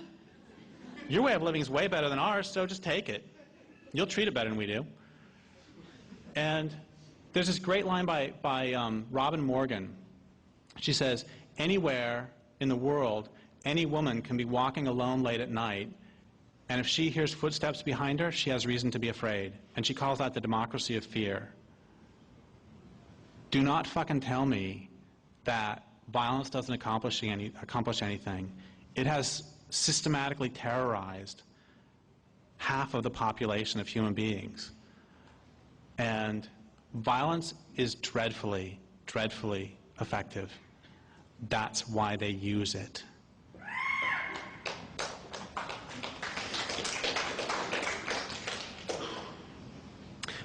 Okay, so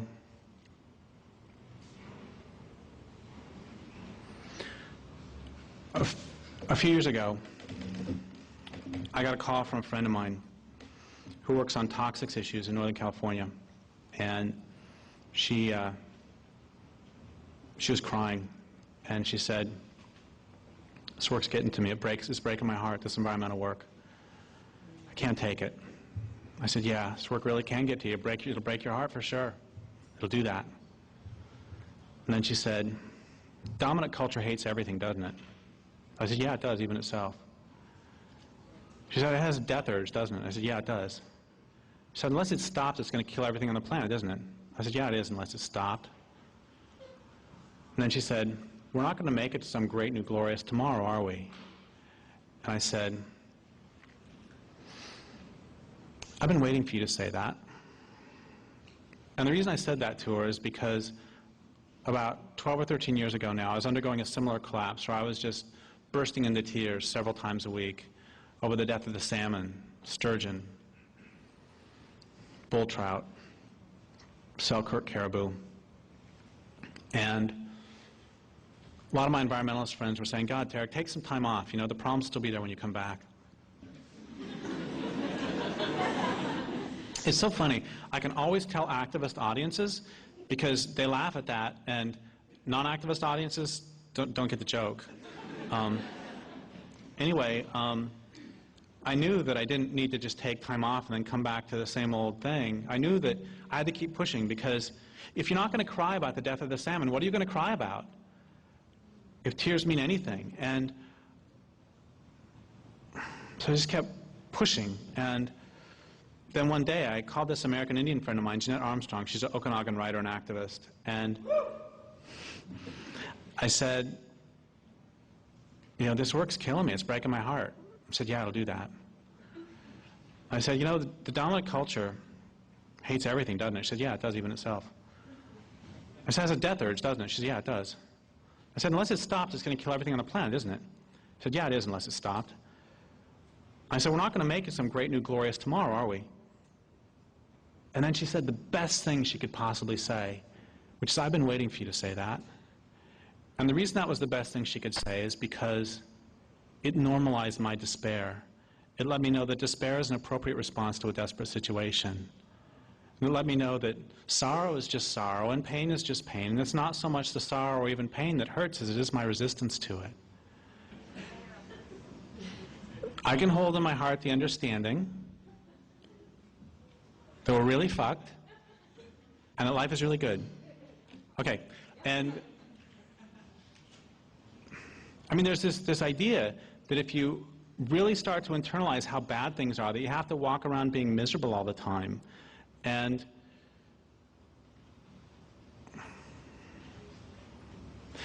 it's like I got this letter from somebody once asking how my anger at the dominant culture affected my sex life. And I was really tempted to respond, that's a question to which you will never know the answer. But I realized that what that question's about is that question presumes that anger is a shotgun, and that if I'm angry at the dominant culture, and if I'm angry at corporations, I'm angry at my friends. But the truth is, I'm angry at the things that make me angry, and I'm not angry at the things that don't make me angry. And I'm happy because of the things that make me happy, and I'm not happy because of the things that don't make me happy. What a concept. And so anyway, one of the really important things was that I realized that I could feel all those things, and it wouldn't kill me. But there's something even more important happened, which is that I realized that I could feel all those things and it would kill me. And there's a wonderful thing about being dead, which is that once you're dead, they can't touch you anymore. You can still sing, and you can still dance, and you can still make love, and you can still fight like hell, but they can't touch you. Not with threats, not with promises, not with violence, not with anything. The smartest thing the Nazis did was they made it so that at every step of the way, it was in the Jews' rational best interest to not resist. Would you rather get an ID card, or would you rather resist and possibly get killed? You want to move to a ghetto, or do you want to resist and possibly get killed? Do you want to get on a cattle car, or do you want to resist and possibly get killed? You want to take a shower, or do you want to resist and possibly get killed? At every step of the way, it was in their rational best interest to not resist. But I'll tell you something very important, which is the Jews who participated in the Warsaw Ghetto Uprising had a higher rate of survival than those who went along. The Jews who participated in the Warsaw Ghetto Uprising had a higher rate of survival than those who went along. The Jews who participated in the Warsaw Ghetto Uprising had a higher rate of survival than those who went along. Take the streets! Don't stop there. Keep that in mind over the next 10 years. Part of the reason that my mother stayed with my father was because there weren't battered women's shelters in the 50s and 60s. But another part of the reason that she stayed with him was because of the false hope that he would change. And false hopes bind us to unlivable situations, and they blind us to real possibilities.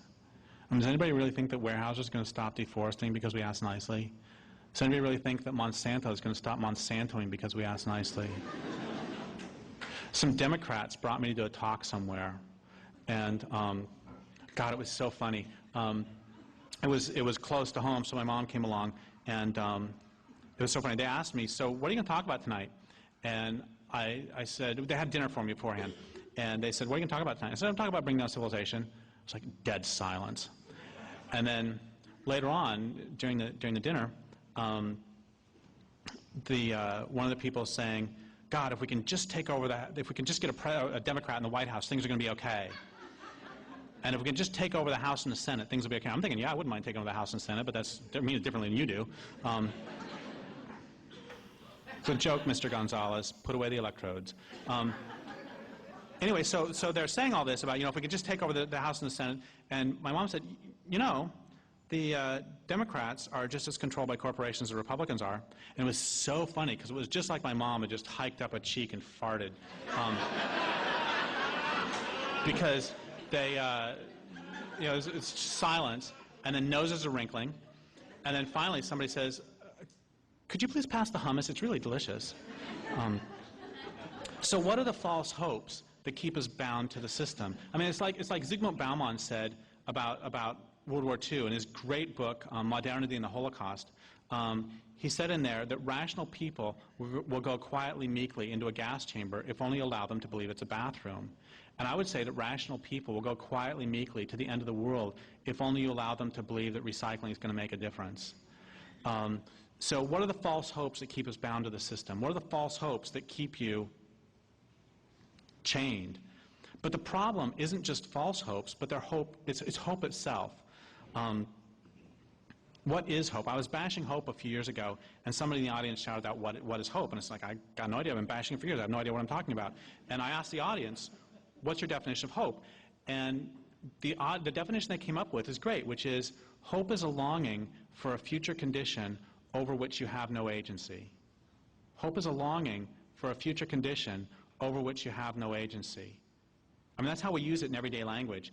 I mean, I don't hope that I eat something else tonight, because I'm kind of hungry.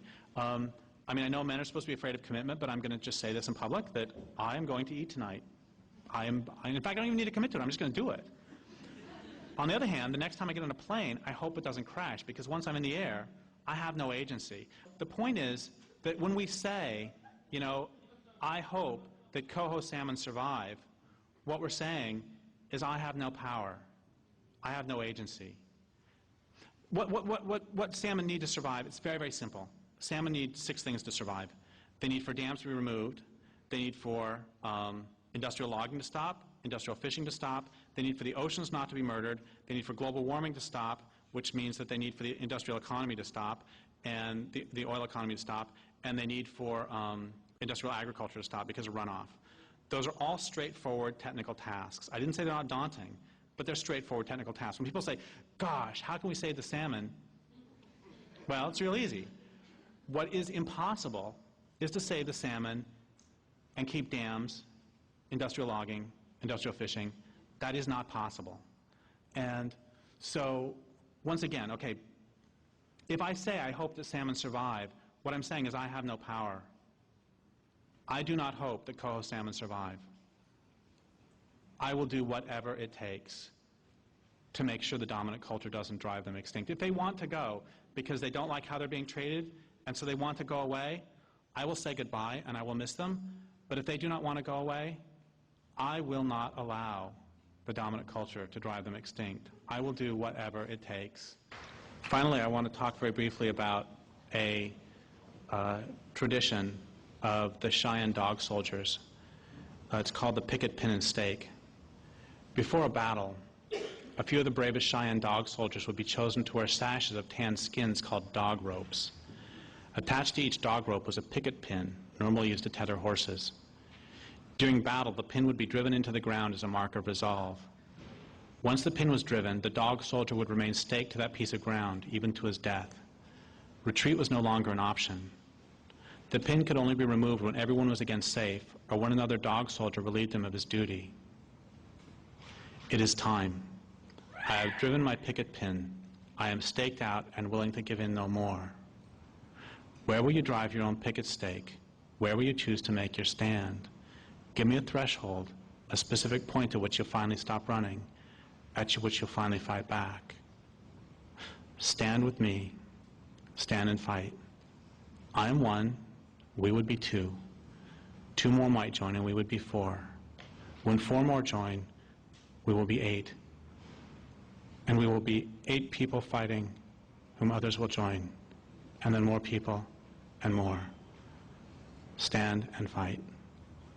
The questions before each of us now are, what are your gifts and how can you use them in the service of your land base? What can you do? What does your land base most need from you? How can you achieve it? What do you want to do? And right now, perhaps most important of all, what are you willing to do? People ask me all the time, What do you want us to do with all this analysis? What do you want us to do? And I always say, don't listen to me.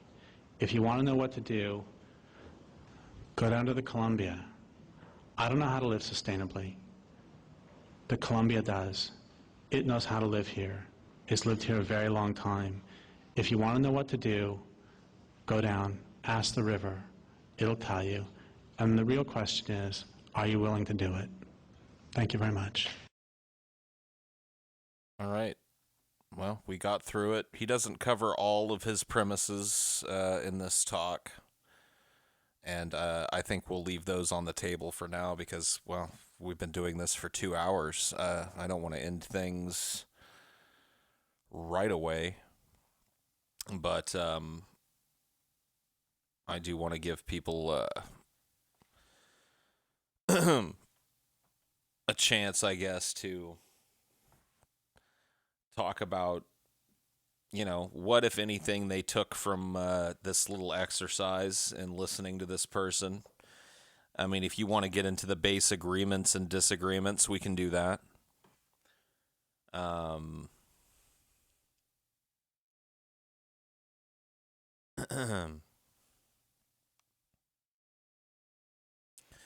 The beginning of that sounded a lot like you, Paul. Did you find an answer to despair? To the despair that nothing will change. There's a lot of assumptions about me, I think. And, I don't blame people, especially people that watch Highdeology regularly, because you guys get access to me in a way that people that just watch Deep Fat Fried or some of the other properties don't really get, in that you get to see me I don't hide my lows. When you're a performer, if I'm doing an episode of Deep Fat Fried and I'm feeling like dog shit mentally, as a performer, the onus is on me to put on a good show anyway. That's not so much the case here. You guys get to see me. Sorry, I got the hiccups here. You guys get to see me at at my best sometimes. You got to get to see me at my low points sometimes. And I think because I reveal those low points in a way that other people kind of hide. There's, whoa, that was really loud. Sorry about that. I think there's this idea that I'm like that all the time. But really thinking like what we heard especially towards the beginning of Derek Jensen's talk here in Endgame, and some of it there towards the end as well, have allowed me to make a little bit of peace in my pessimism, if that makes sense. Allowed me to come to terms with the fact that I can be okay moment to moment in a world that's coming apart at the seams. The Warsaw Holocaust comparison was powerful. I agree. I really agree. It's one of my favorite moments in the talks, and really why I didn't want to stop there at the end and just allow him to follow that thought all the way to its logical conclusion.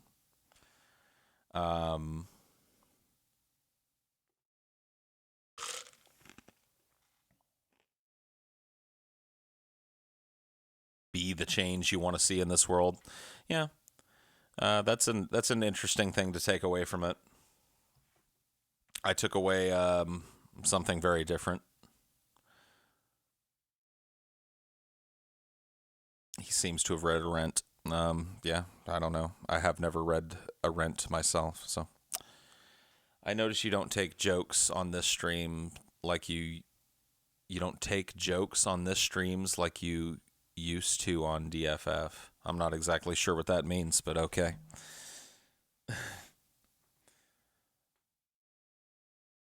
I took away humans and industry need to die so that salmons can thrive. Yeah, there you go. I would expect somebody that follows Jordan B. Peterson like it's the new Bible for their life to take away something completely simplistic and completely off topic from what was a complex and pretty dense talk that took us 4 hours to get through an hour and 20 minutes worth. But yeah, that's great. I'm happy for you.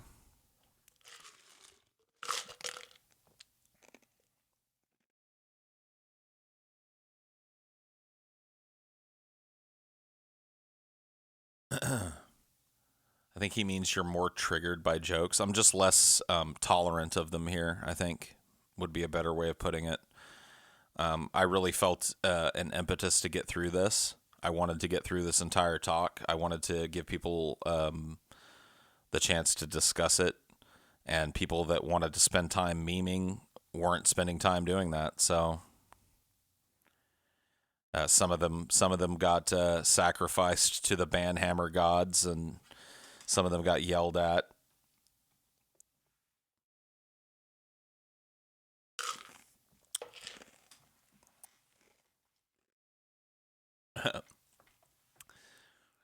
Native Americans are worth more than whites. Oh boy, man. You really have gone down the rabbit hole, haven't you? Jesus fucking Christ, man.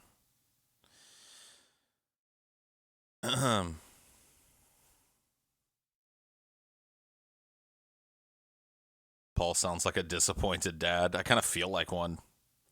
Jeez. Yeah, you may be a lot happier, but holy shit, you said a lot less dumb bullshit when you weren't a Petersonite.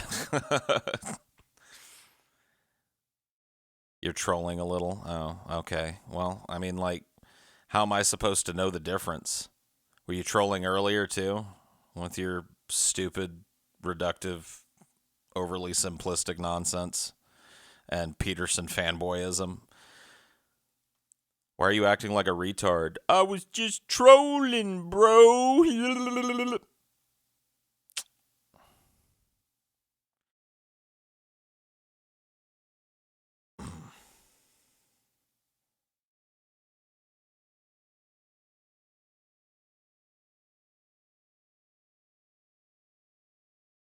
In all seriousness, that was an interesting little video you showed. I only caught half of it, though. More into the ideals of eco-terrorists, maybe. Yeah.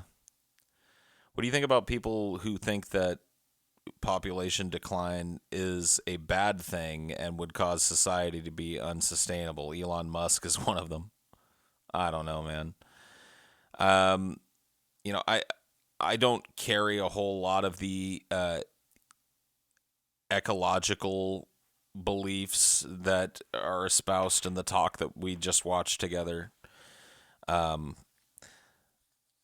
in fact, I think that one of the paths that humanity has forward involves a complete embracing of technology in a transhumanist sense. That would be replacing our bodies slowly but surely over the course of generations upon generations with non-biological components that are better than what we're born with, to the point where human beings are no longer the same species and maybe have more direct control over their consciousness in a way that could reduce suffering and help to bring some kind of ecological equilibrium to the species. You know, these are all just like fantasies, though. And I've talked about how these things are fantasies before. I like to think about the possibilities of the future, because the reality is very dismal. Now, I don't know for sure. Once again, I don't have a crystal ball, but the way I see things going, the way I see people reacting to it, or even more so not reacting to it, the more I become convinced that we really don't have any hope. And one of the ways to escape that is to imagine how things might be better. And I don't really see that as I don't really see anything as a time wasting enterprise, given the scope of that realization. But you know, filling our heads full of fanciful ideas about how we might replace, you know, the need for our brain to be a separate regulatory body. We might be able to take direct control over the chemicals in our brain.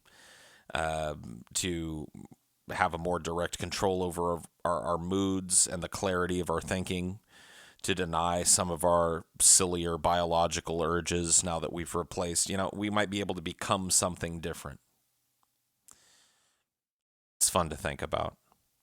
I think Elon Musk is one of those people. And I think that he's in a unique position to actually influence society in that direction. But for a person like Elon Musk, who's hoping to invent the next big thing and then sell it to you, of course, population decline is death. It's the death of his, the base of people that he can sell shit to.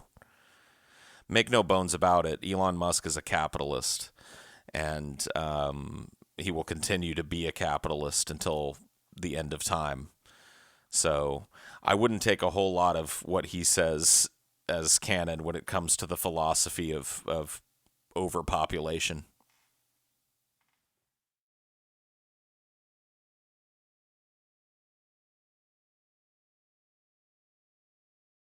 Everyone here, listen, it's not about being with or against what the speaker says. Paul showcased him to consider the many points and contemplate them in a critical group dialogue. Exactly.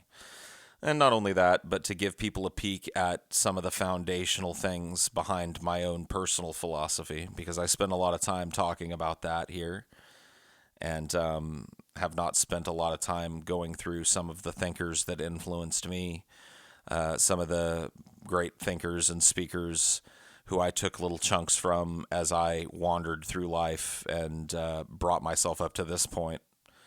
And it's an interesting exercise for me to go back through something that was so foundational with a critical eye and see how, how much more similar I've become to Derek Jensen in some ways and how much I've diverged in others.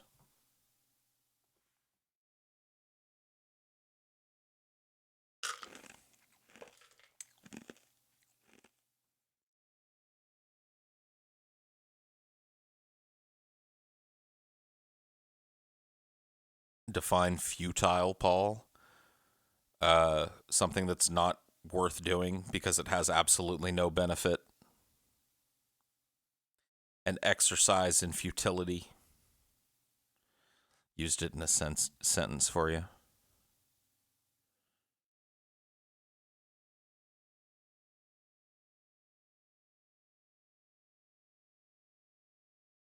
Google it. La la la.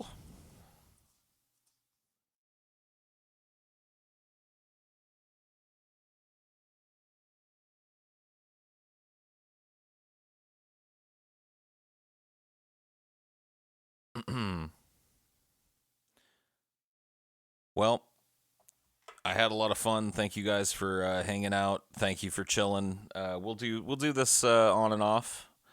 It'll be one of those infrequent little things that we'll do. We'll delve into this and take a look at some other thinkers, and I'll talk to all of you next time. I'm going to bed. I'm going to bed. I am going to bed.